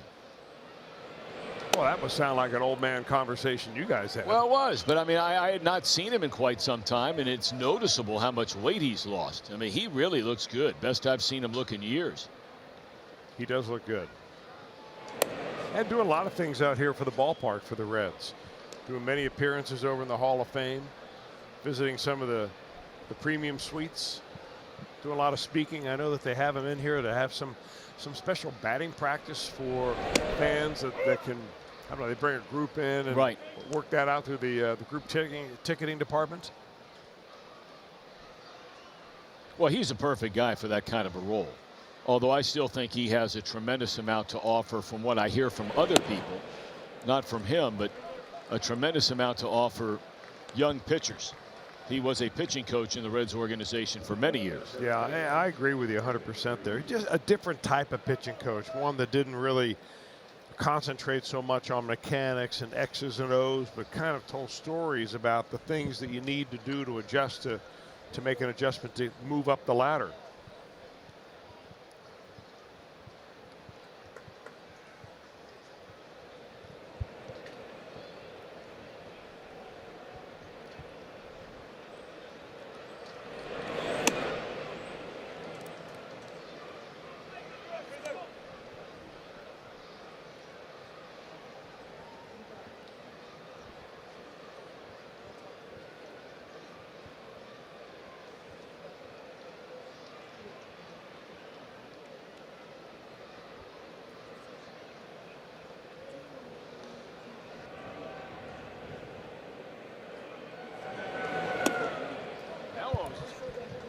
Now all of a sudden Castillo looks like he sort of lost his way. He walks Adam Frazier and now really misses badly on the first two pitches in this at bat to David Freese. Ted Power is coming out for a visit. We had noticed earlier, and we have no idea why, that Danny Darwin is not in the Reds dugout today, their regular pitching coach. So Ted Power is serving, in essence, as the acting pitching coach, it appears, here for this afternoon game. Yeah, we did get word, Tom, you probably didn't hear it yet, but that Danny Darwin is off. His daughter is being married. Oh, okay. So he'll miss the next few days, and I think his grandson is graduating next week sometime. So he'll be on and off the next week or so, and we congratulate him for all those big events in his family.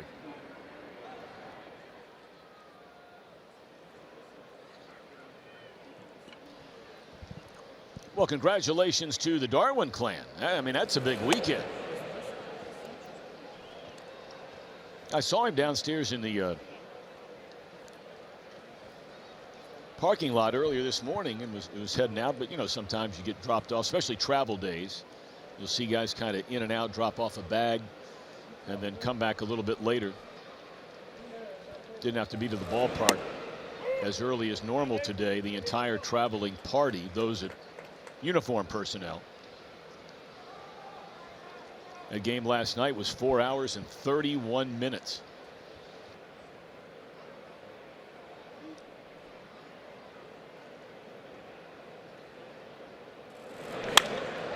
Launched into left field off the bat of David Freese, and that is a two-run home run into the upper deck.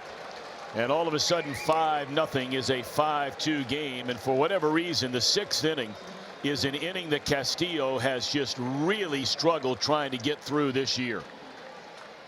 It's almost become a sort of monkey needs to get off of his back, because he's had a number of starts this year where he's cruising along, and then all of a sudden the sixth comes and tough times are awaiting.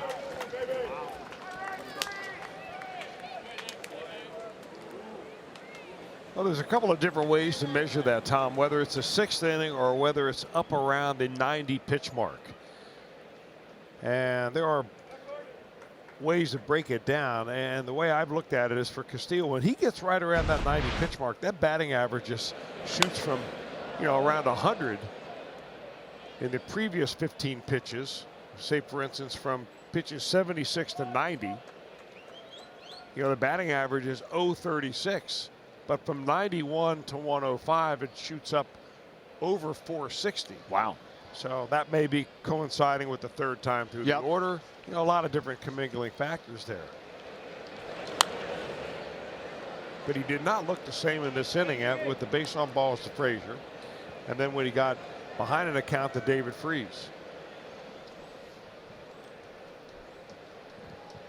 But you know, when you get a 5-run lead, this is the kind of thing that you really want him to work through.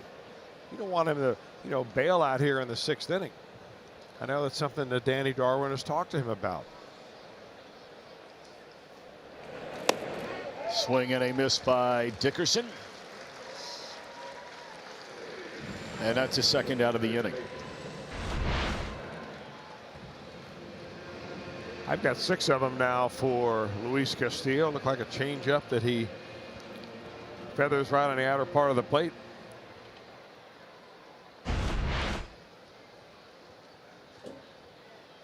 I got 5 of them. I'll go with your count. Well, I wouldn't do that when it comes to mathematics in any form or fashion, because counting to 5 can be difficult sometimes. Publicly. In Publicly. math, I always got in the habit of saying an answer like 5 or 6. It still doesn't work. Well, you know, they have that. I just noticed, and I can help myself for future reference. You know, they have that K card up there. Now you tell me. I just discovered it myself. A 2-run home run by Freese and a 5-2 Reds lead.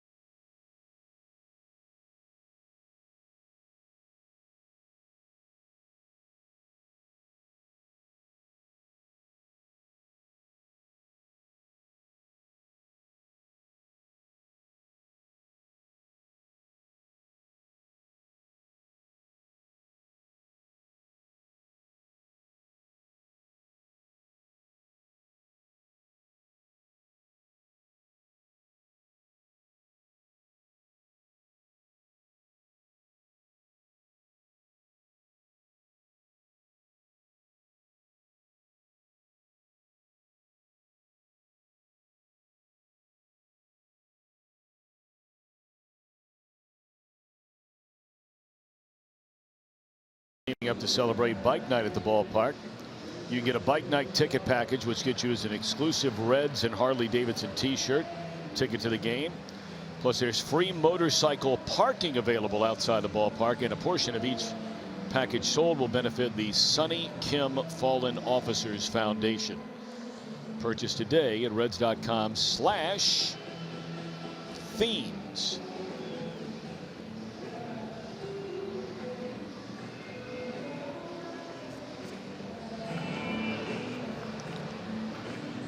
Well, Brandon Dixon picked up his first major league hit a moment ago, and while they do some gardening on the mound here at the ballpark, we understand that his family's in town. Is that right, Jim Day? Indeed, we are with Troy and Kathy, who are in town from California. We got Dan here, we've got Mom here, and how about that first big league hit? Tell me about that. What were the emotions? Been waiting for it. You know, last night was tough, so it was pretty emotional, pretty cool. Finally got it out of the way and took the pressure off, so pretty good. Mom, all those days of getting up early and feeding him, taking him to practice, through the minor leagues. Been a long haul, and it all comes to fruition today, does it not? Yes, it does. We're very proud of him, and he's worked very hard and long for this opportunity. We're just thankful that he's gotten the chance. Well, Brandon told me, I always ask, you know, who did you call first? And he said it was mom and dad. And it's a little different nowadays because it was just a voice call before, but now they have the video phone calls, and he FaceTimed you guys, correct? He did, yeah. Actually, our middle child, our daughter's in Japan. Her husband plays professional basketball, and she had just FaceTimed me while I was watching the Bats game, and I had just seen Brandon pop out, and I got kind of mad because it was the 4th day in a row that she had FaceTimed me right in the middle of his game, and it's on my phone, so I couldn't listen to the game or watch it. So I told her, listen, I'm watching Brand's game, you know, can you? She said, okay, Dad, no problem. So, you know, she said she'd call back later, and so I was working at the time as well, and so then all of a sudden my phone rings like 10 seconds after I hang up with her, and it shows that it's Brandon, and I'm like, what the heck? He must have got hurt or something, you know? So I thought it was somebody else. I really didn't, when I answered it, I didn't really think he would be on there, and it was him, and, you know, he was kind of smiling and kind of had a little emotion, and I'm like, what's up? And he goes, and I'm like, no way, you got the call, no way. I lost it after that. That's what he said. He said Pops broke down. You broke down, huh? Yep, sure did. Yeah, I couldn't talk after that. Yep, pretty sweet. Well, I can see the tears welling up in your eyes right now, Mom.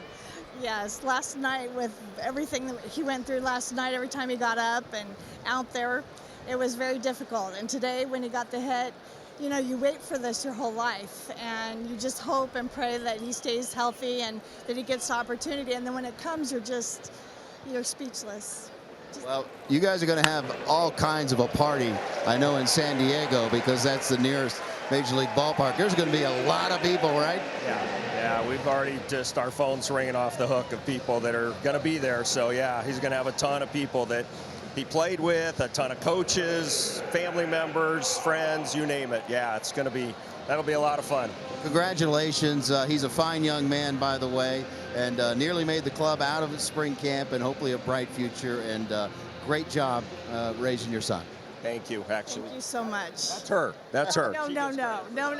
Mom always gets credit for that. All right, Brandon's up next, and we're going to let them be and for him to hit. So yeah, it's great stuff there, Jim Bay. It doesn't get any better than that. Just doesn't get any better than that. Boy, what a great story about his father being on the phone with his daughter, FaceTiming over in Japan, and finding out his son was headed to the major leagues. Duvall rips one to third. Holy mackerel. That ball was killed. Nova not tricking anybody here in the 6th inning. He's given up 2 rockets.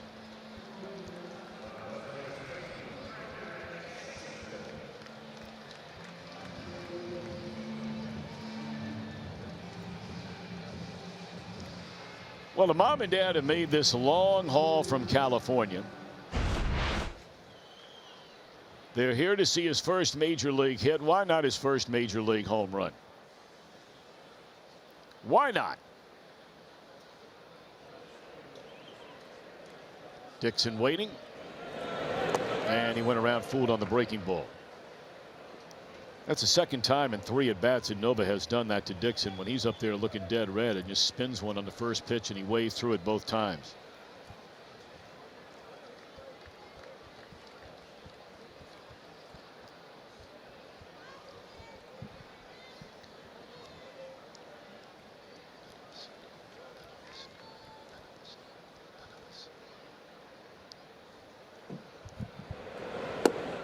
Another breaking ball, and this one drops in near a strike.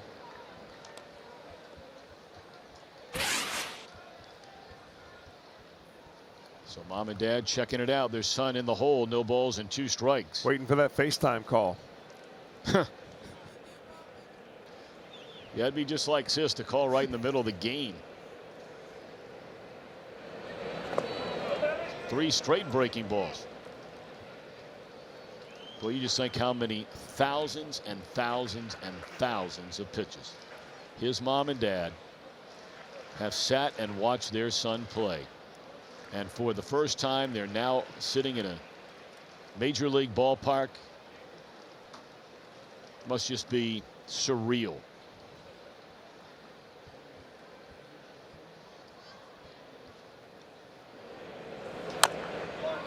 He's going to get another hit. 2 of them today for Brandon Dixon.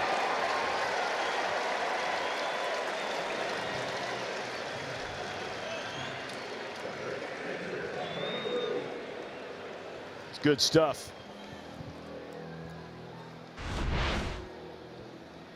Hey, he'll take it any day of the week right there. He got a base hit earlier in the ball game. A line drive into right field. This time a little number that stays in the infield.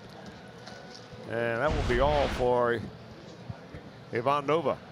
This will be our Skyline Chili call to the bullpen. Pirates going to the pen. Nova will leave with 2 on and 1 out here in the 6th. Richard Rodriguez will take over when we come back.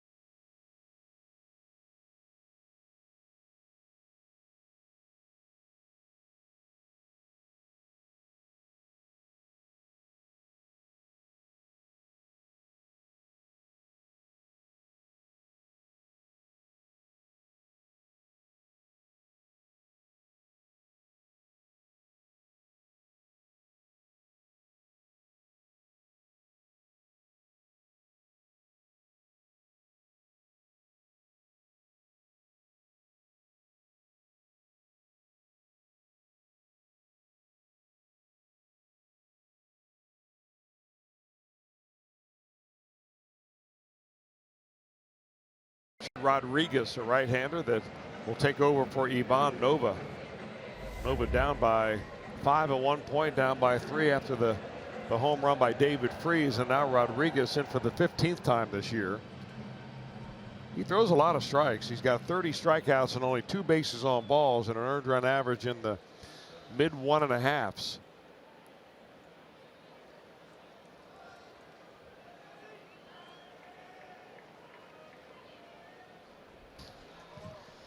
All right, so Tony Cruz a batter.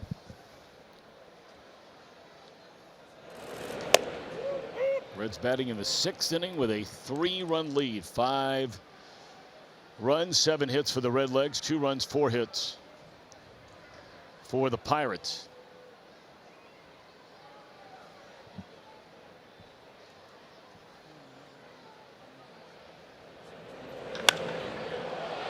Straight up in the air, hit pretty well, but it'll stay in the ballpark.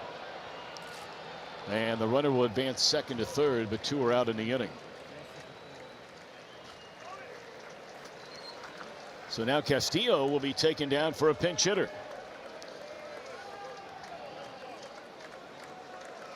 Now the Reds trying to take advantage of playing a little add-on right there. They feel probably very good that they got Castillo through 6 innings today.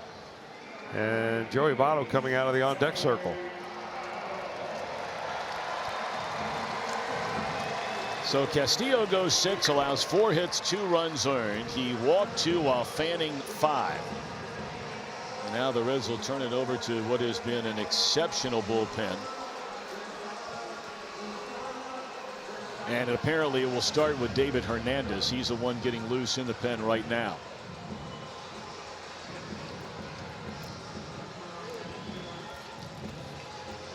We did not see Rodriguez in the game last night, nor did we see him in the series opener.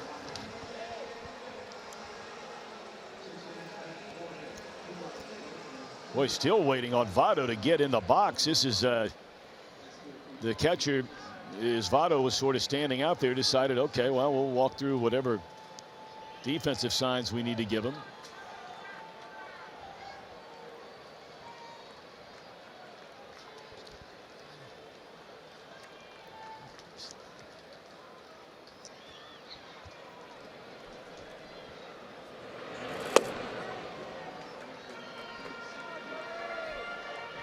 You know, we talked about some of the Reds that have had a tough go of it on this homestand. See the career pinch hitting numbers for Votto, 6 for 22. But Joey, 4 hits and 23 at bats on this homestand. Trying to add to this lead.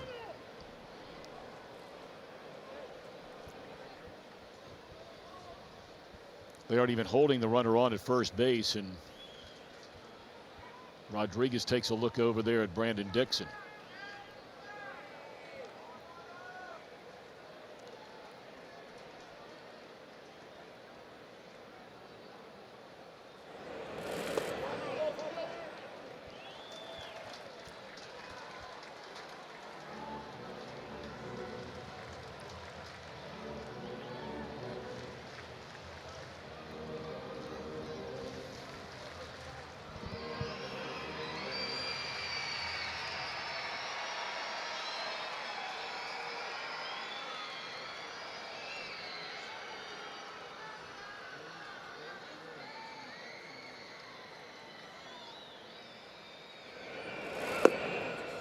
A breaking ball near a strike.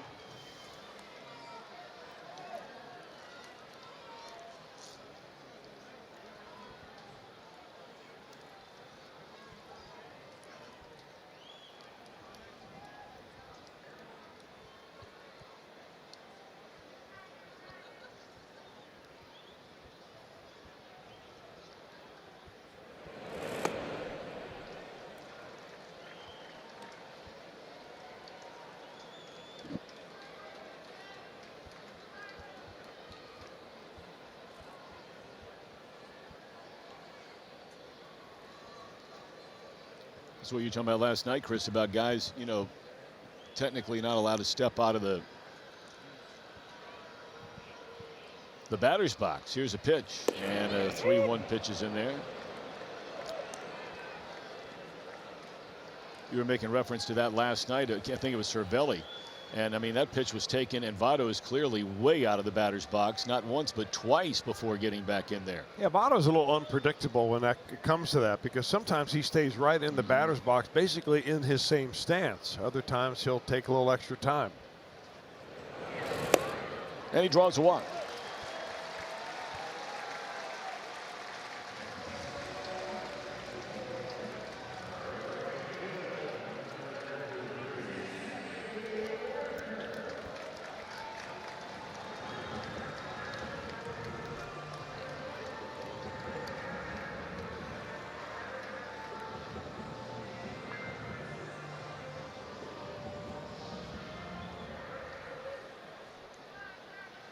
Nova goes 5 1/3, allows 7 hits, 3 strikeouts, 2 walks. So far, 5 runs, 4 earned. Here's Winker. He played long ball for the first time this season. His last at bat to deep left center field, deepest part of left center, out by the visitors' bullpen.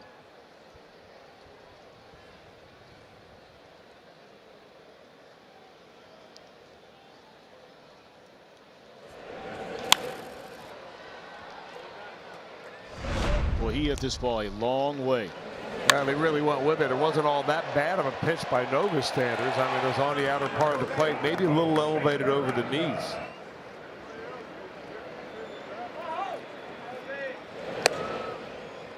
Taking the names of those who ignored him.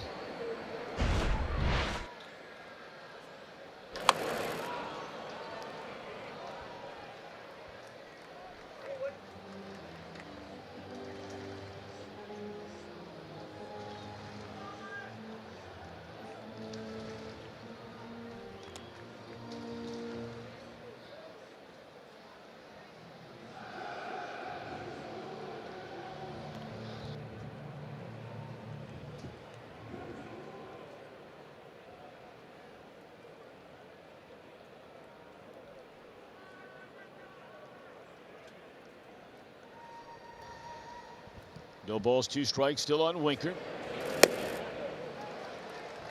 Fastball up and away, 1-2.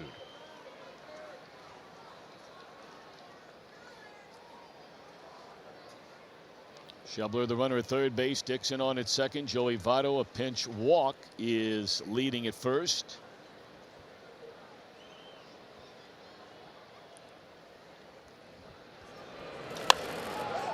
This one he got underneath of.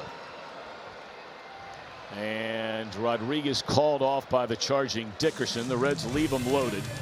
So as we go to the 7th, it's still a 5-2 Cincinnati lead.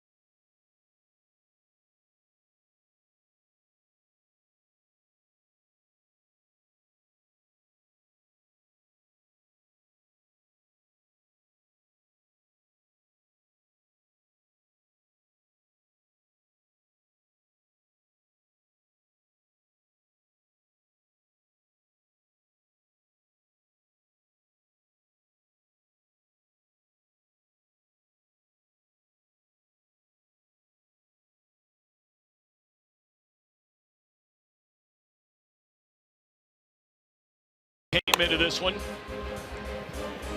hoping to get the Reds a series win. He had 2 on in the second inning and rolled up a double play, then got a strikeout.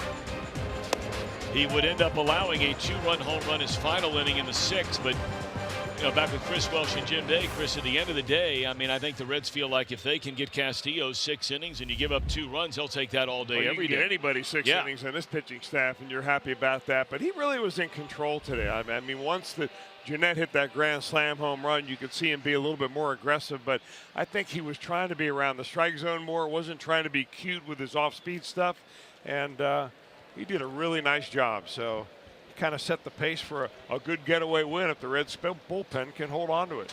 And of course, this has been a bullpen which has just simply been outstanding. There's no other way to describe it. Here in the month of May, the Reds relievers lead the league in strikeouts. They rank 2nd in bullpen ERA at 2.59.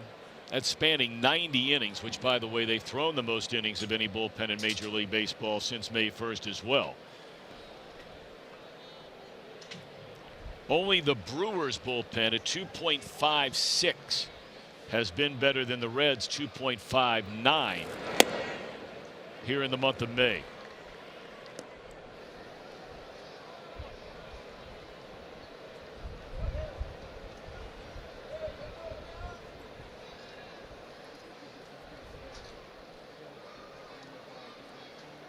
So David Hernandez with a couple of other changes, by the way. The Reds bring Billy Hamilton in for defense. He's now in center field, and Winker's day is over because Shebler moves from center field over to right. Pitcher spot obviously is the leadoff position now in the batting order. And the ball finds Hamilton right from the start, and it sails over his head. Boy, that is a rare misplay in center field by Billy Hamilton. It is so infrequent you can't believe it when it happens. And normally when Billy Hamilton starts to scoot back the way he does right here, it's pretty much in his glove. But the ball just never really did come down, and it came right off the top of his webbing. Ball was hit a lot better than Hamilton thought it was off the bat of Meadows.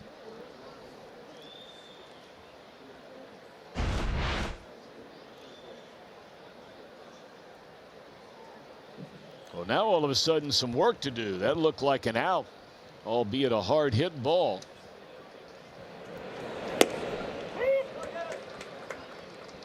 And now the batter is Diaz. He bounced into that double play that was so important for Castillo back in that second inning, and then struck out in the fifth. Hernandez did not pitch last night. He pitched an inning of one-hit shutout baseball here in the series opener.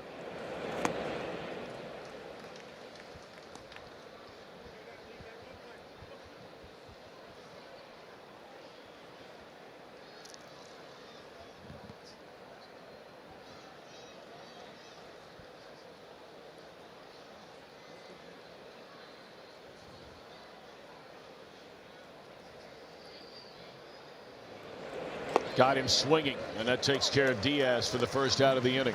Good solid breaking ball there by Hernandez.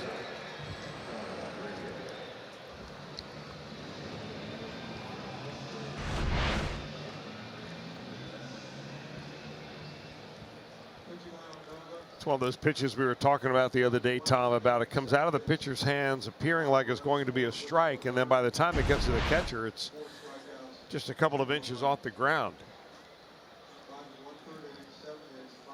Those are the ones you throw in your head in the count. Sean Rodriguez, a batter. He has struck out swinging each of his first two times today.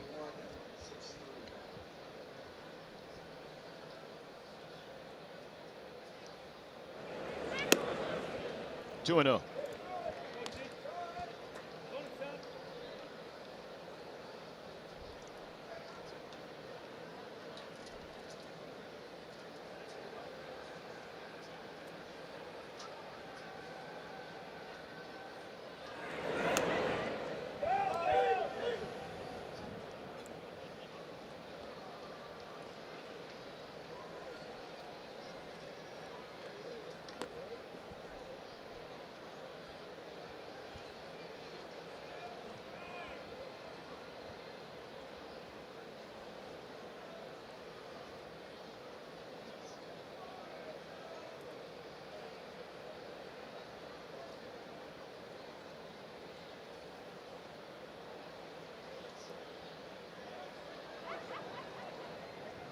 Good look from up the first baseline there here at Great American Ballpark.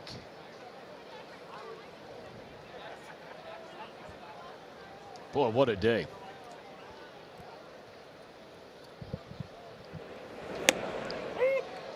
.30 fastball taken for a strike by Rodriguez. One of their big hammers in their regular lineup is standing in the on-deck circle. That would be Josh Bell, left-handed batter. Reds have Amir Garrett throwing in their bullpen. And here's a 3-1 to Rodriguez. Pulled foul to run the count full.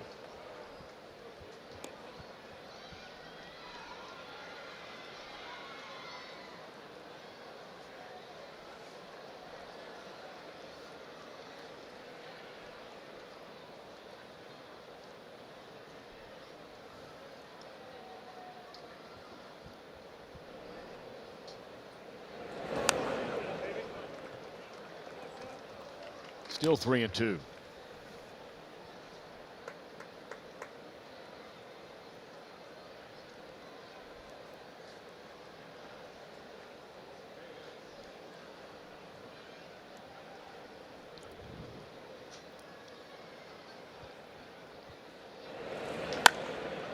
In the air right field. Shebler ranging to his left makes the catch. Tagging and advancing on to third goes Meadows. 2 are out.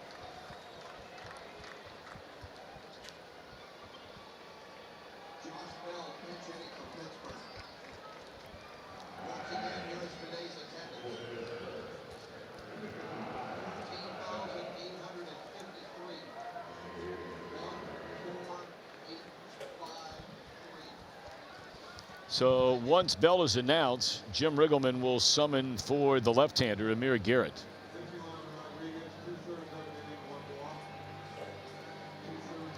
Hernandez works 2/3 of an inning, 1 strikeout, 1 hit. And hoping that Amir Garrett can make sure he is not charged with a run. All right, we'll take a break in the action. We're in the 7th. Reds lead 5-2.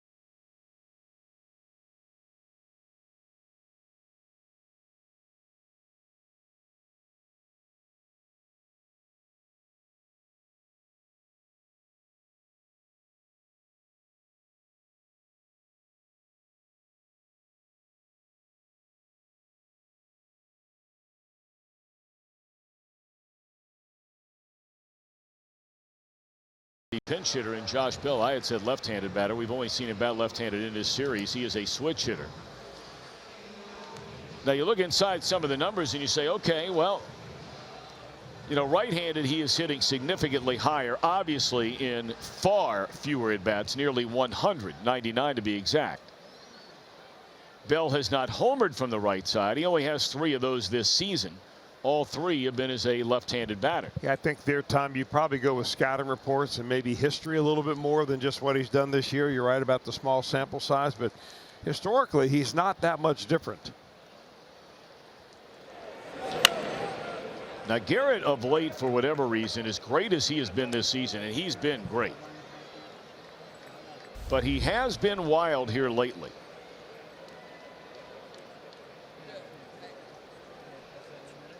He's walked nearly a batter per inning his last 9 appearances.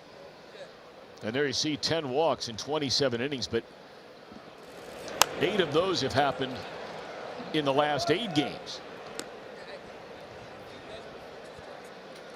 But he's coming out with back-to-back strikes here in this at bat against Bell.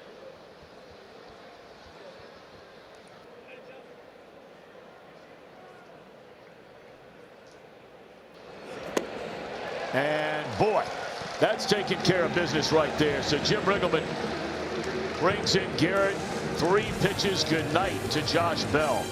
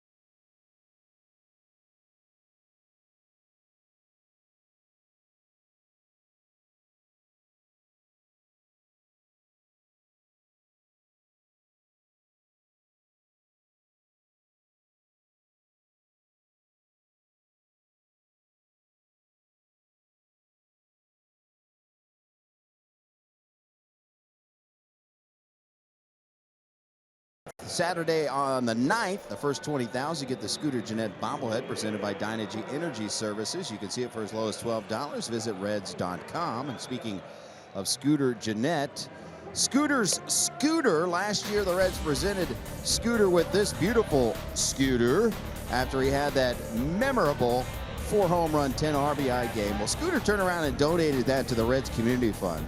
And today, Andy McNulty of Montgomery was the winner of the Scooter's Scooter Sweepstakes. He raised nearly $10,000 for the Reds Community Fund and a presentation on the field before the game. So that's a pretty good gift there. Not a gift, but a pretty good prize. Scooter's Scooter. Very, very nice. All right, Jim Day, thank you. Reds come to bat here in the bottom of the 7th inning with a 3-run lead.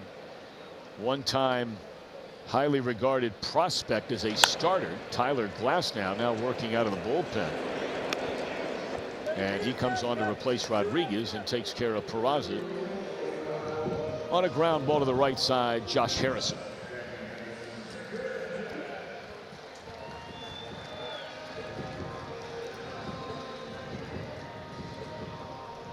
Gal strike out now. He has 33 strikeouts in 23 innings.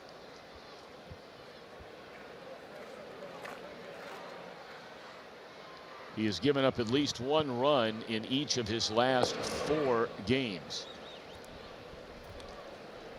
So trying to find his way now, pitching out of the bullpen for the first time exclusively in his career. Well, he's always been such a top prospect that, you know, when you come up and you have wildness the way he has had it or had some bad games, you scratch your head and say, how does this guy get hit?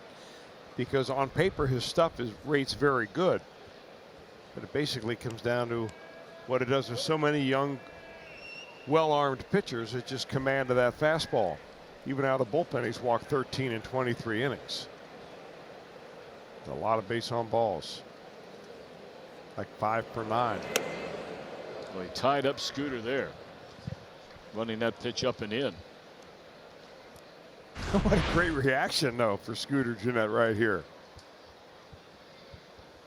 Fall across the zone and then circle all the way back, never changing his grip.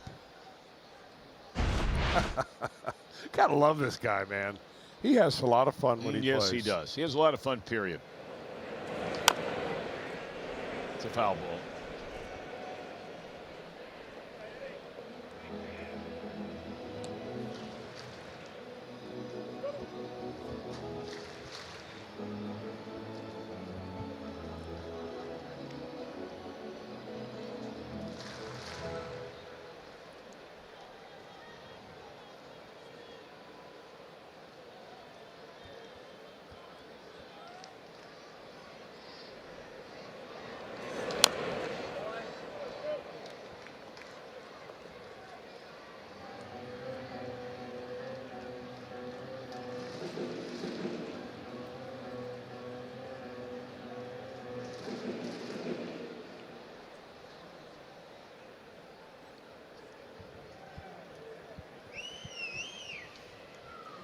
One ball and 2 strikes on Jeanette.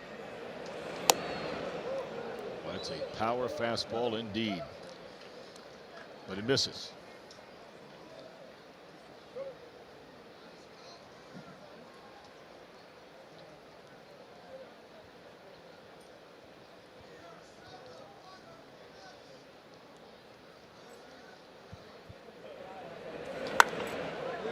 Hopper to Harrison. He'll handle both ground balls to start this inning. And now Suarez with 2 down and nobody on.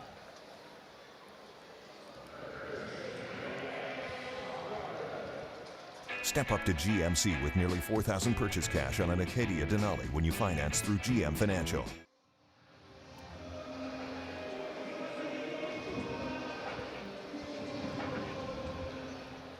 Suarez, the grand slam, giving the Reds a 4-0 lead back in the 3rd inning. 3rd career grand slam for Eugenio. Ground ball to shortstop. And Rodriguez throws out Suarez. A 1-2-3 inning for Glasnow. Pirates bat in the 8th with the Reds in front 5-2.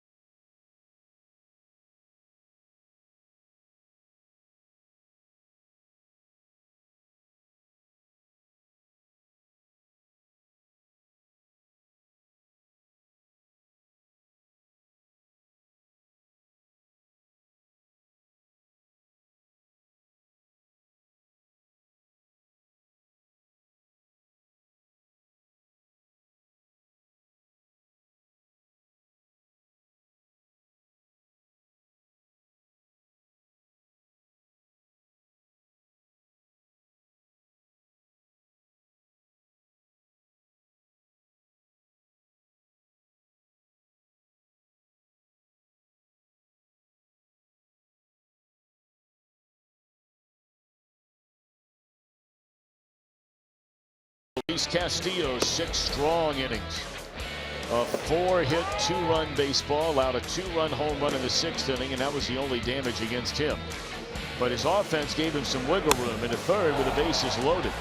The Eugenio Suarez clubbed a grand slam to left field. Jesse Winker would get his first home run of the year. A long drive out by the bullpen in left center field. And so you're up to speed. It is a 5-2 Cincinnati lead. Pirates are going to bat here in the 8th inning. Amir Garrett came on to strike out Josh Bell on 3 pitches. With a runner at third base and 2 outs in the 7th, and Amir will start things on the mound here in the 8th. Remember now, Raisel Iglesias, for those of you that may have missed it, probably not many of you left out there, but he was placed on the disabled list yesterday with a strain in his non-throwing arm, his left bicep.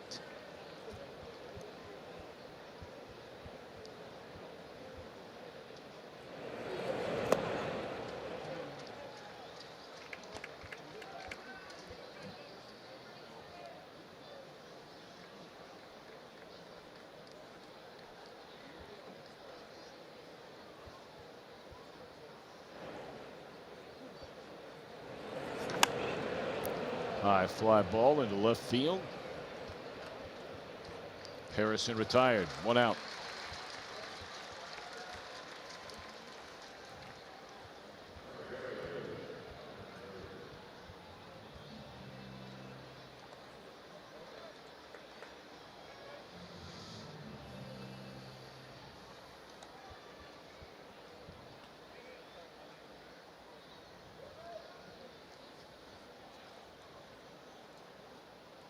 Not sure what's going on. Amir Garrett was turned around looking out to Billy Hamilton there in center field, and then he went over and looked at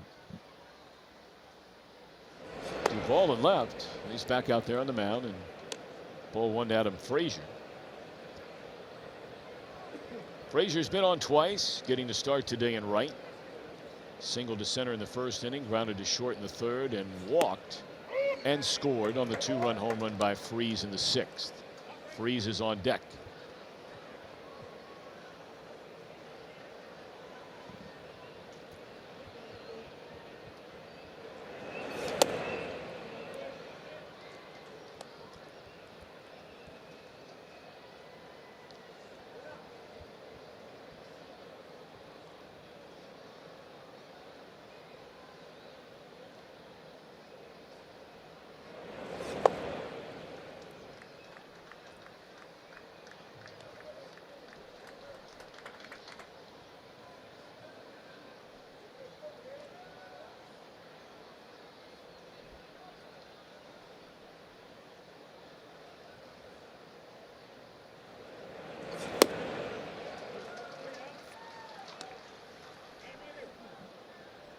Boy, Garrett just gets some really bad swings, especially from left-handed hitters.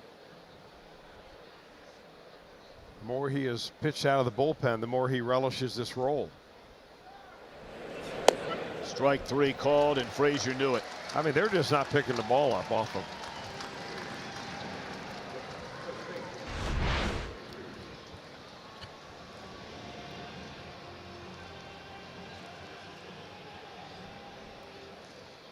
I mean, the first thing you see at that last pitch is Frazier's hip go towards first base. At that point, forget about it.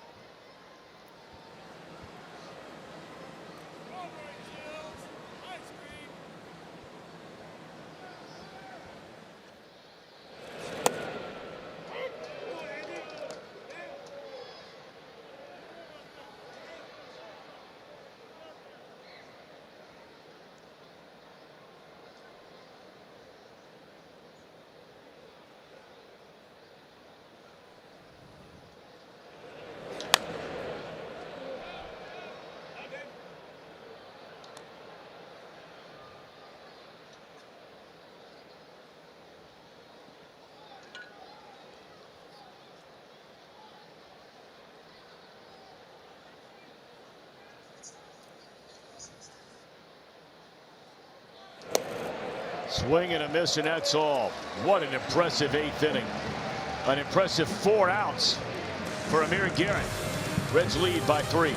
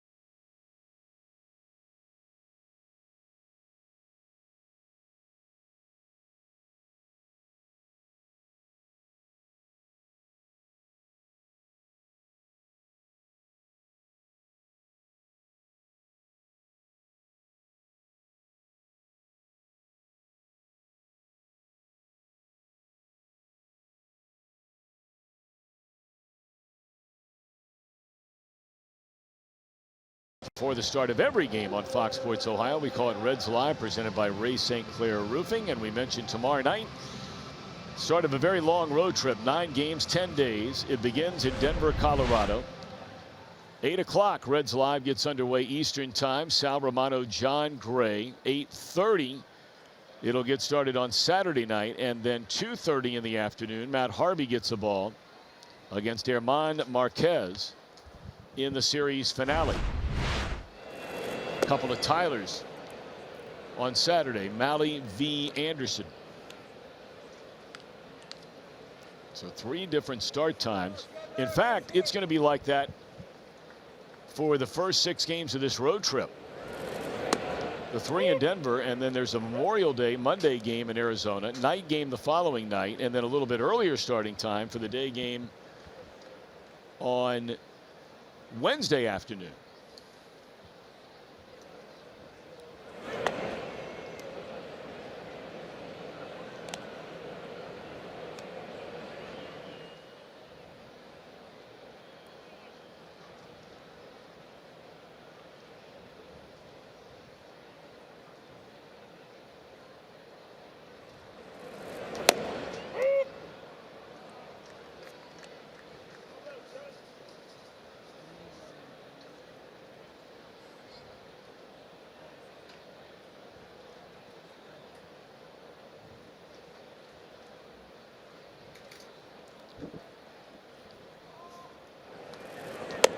Fastball up and away to Scott Schebler.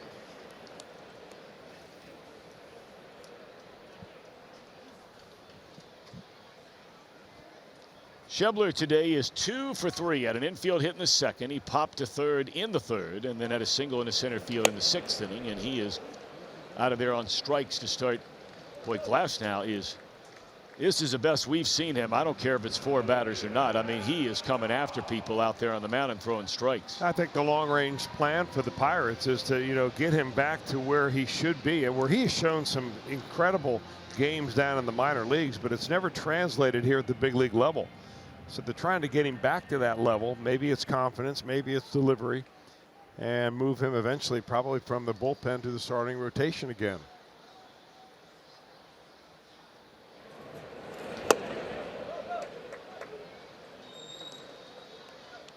Although sometimes, a pitcher goes to the bullpen and he realizes he doesn't have to save anything for the 2nd and 3rd time through the order.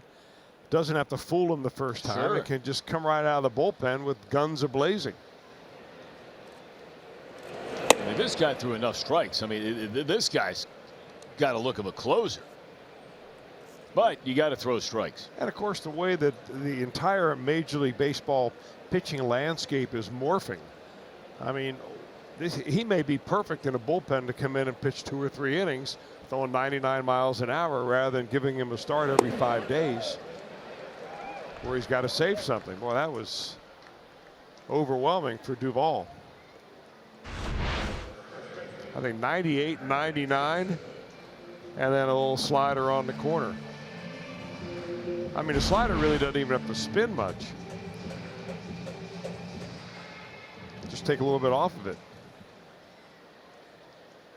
So he's retired 5 in a row since coming on from the bullpen.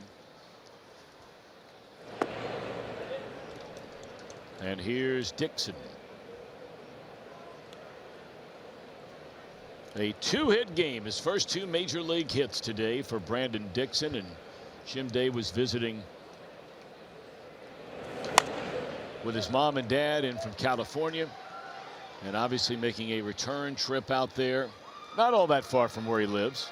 There's mom and dad, and that will be the 3rd and final stop on this road trip after Denver and Phoenix. Nice relaxed smile of a son who's already got 2 hits in the books. Yeah, but you know they're grinding it out. They want him to have 3.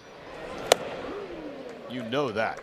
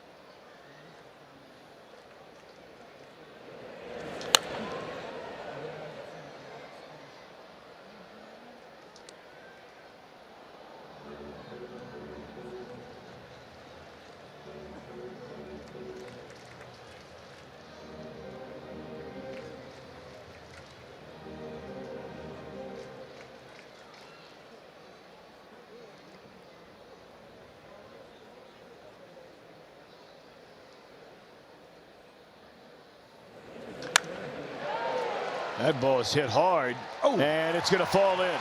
This will be for extra bases. And Dixon with his first extra base hit as a major leaguer, and a 3-hit day today for Brandon Dixon. Now that's the way we saw him hit the ball in Arizona. This ball really took off on Austin Meadows, the center fielder. It looked like Meadows is having a beat on it. It started to almost have a second life. Slicing a little bit as it headed into right center field.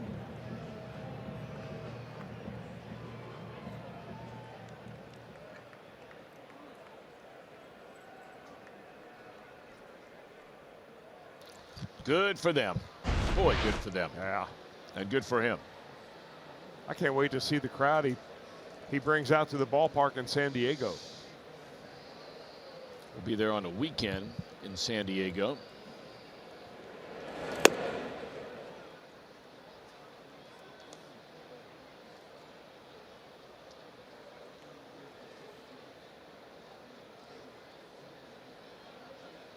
Tony Cruz 0 for 3, is struck out, bounce into a double play and fly to center.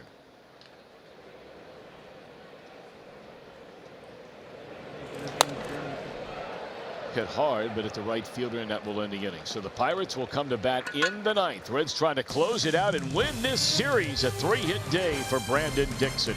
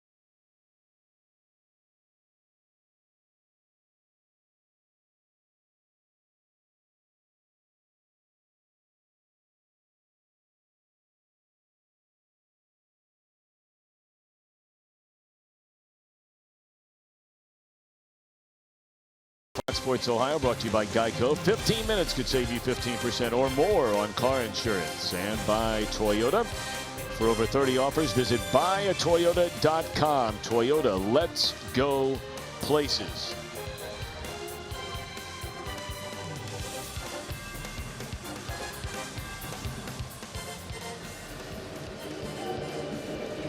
Amir Garrett climbing the mound, and he's trying to go the final, it appears anyway, 2 1/3 innings of this game, which would give him a save in this game.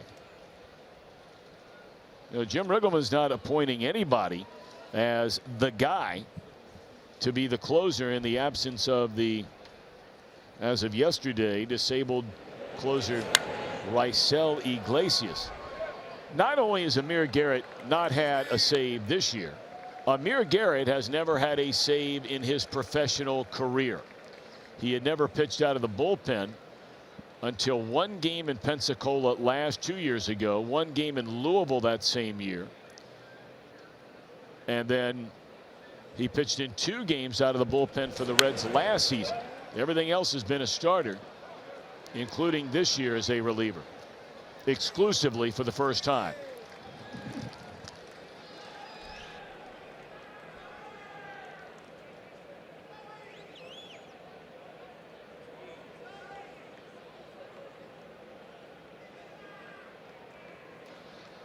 Reds in front 5-2. Garrett has retired all 4 batters he's faced, and Suarez will throw, not going to be in time. Good effort. That'll be an infield hit to start the Pirate 9th inning, and let's see if that starts any activity. Yeah, it does. Jared Hughes is up and throwing now in the Reds bullpen. Hughes pitched 1 inning here last night. He pitched an inning the night before that as well to get the save.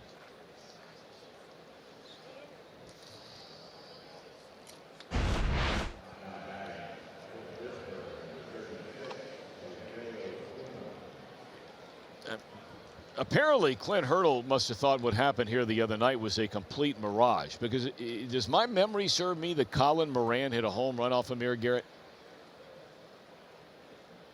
Was that Garrett that he hit the home run off? I'm pretty sure it was. No, it was Meadows that hit the home run off of Garrett. Okay, Garrett. I'm sorry, Meadows. I knew a left-handed batter. Moran hit his home run off Matt Harvey. Correct. That was that fastball that was up in the strike zone. So my memory did fail me. It is Moran taken down for a pinch hitter.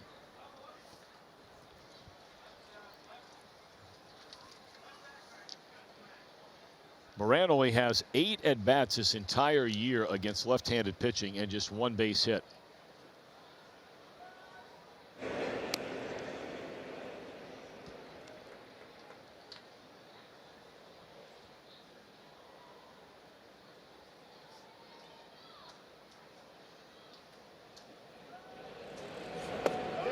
Made him look bad there on a breaking ball. And that's all for Osuna. 4 strikeouts. Now for Amir Garrett. 4 of the 5 batters that he's faced. That's a nasty looking slider right there.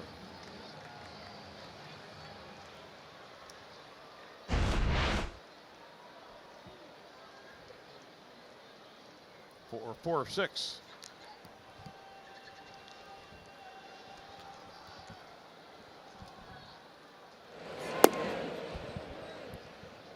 Austin Meadows, the batter.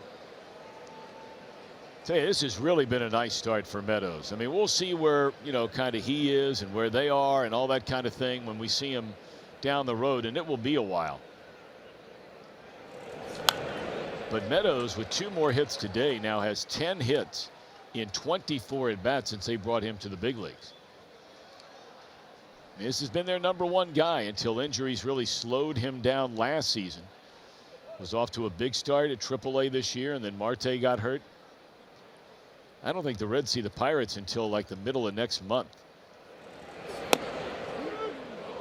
Yeah, that's right. Middle of June. Well, the Pirates decided a long time ago that there are 2 guys in the outfield that were going to be. Of course, once they figured out that they were not going to give Andrew McCutchen an extension, We're going to be Marte and Polanco.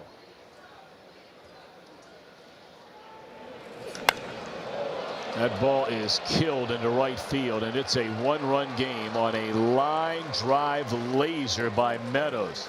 So he beats Garrett twice in this series with home runs. I'll tell you, you could just tell the way that Meadows was hanging in there. He took a fastball on the inner part of the plate, just inches off the plate. But he recognized it coming out of Garrett's hand immediately. He hit a home run on a breaking ball the other night. This comes on a fastball. That's a nice quick swing right there.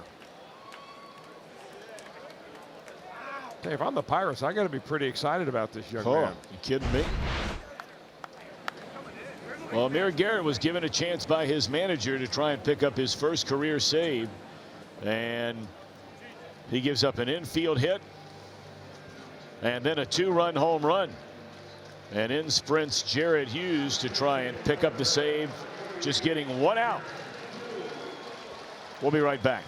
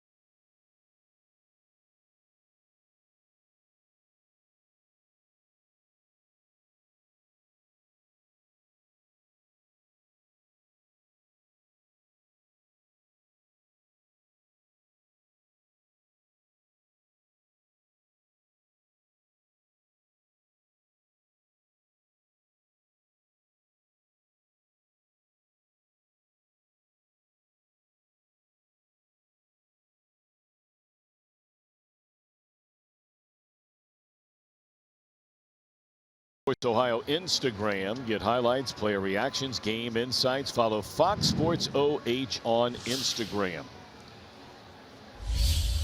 So Diaz will be the batter. Garrett gives up a two-run home run to Meadows to make it a one-run game. So the tying run comes to the plate with two outs here in the top of the ninth inning.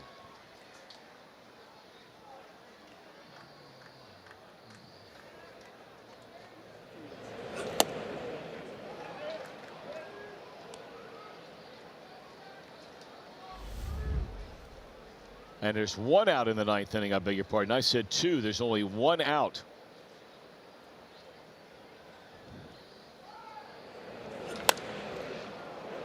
Jeanette will throw on the run. And what a play. What a play. Caught a break that the catcher was the one running there, but what a play by Scooter Jeanette. He's made a number of really good plays that never reached the highlight reels because the runners down the line just beat him out by just a hair. This time slowed down by the mound there, and Scooter way on the other side of second base when he makes that throw. Pirates are taking a look at the video, and they're going to ask for a review.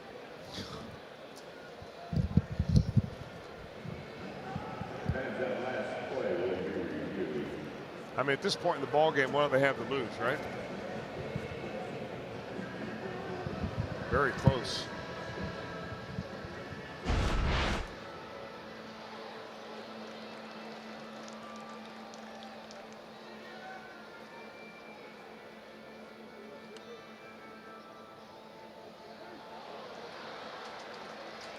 Well, it didn't take long at all. Calls out at first base. That's about the quickest review we've seen all year long. Well, those guys in the review center are on their game right now.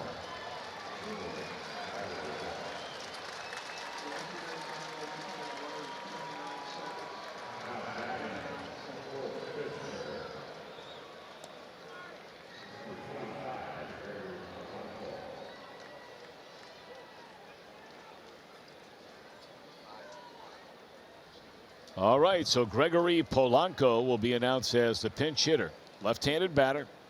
We know he has pop in that bat. He's not off to the best of starts here this season at just .220, but he does have 8 home runs. Jared Hughes trying to pick up the final out and what would be his second save.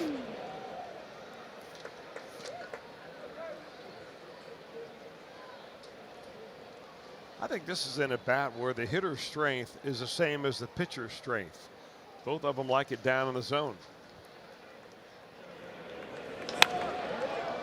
There's a fly ball into right field, and that's the old ball game. So Hughes comes in, gets the final 2 outs of the game, and the Reds win it by a final count of 5-4 and thus take the series 2-1 over Pittsburgh.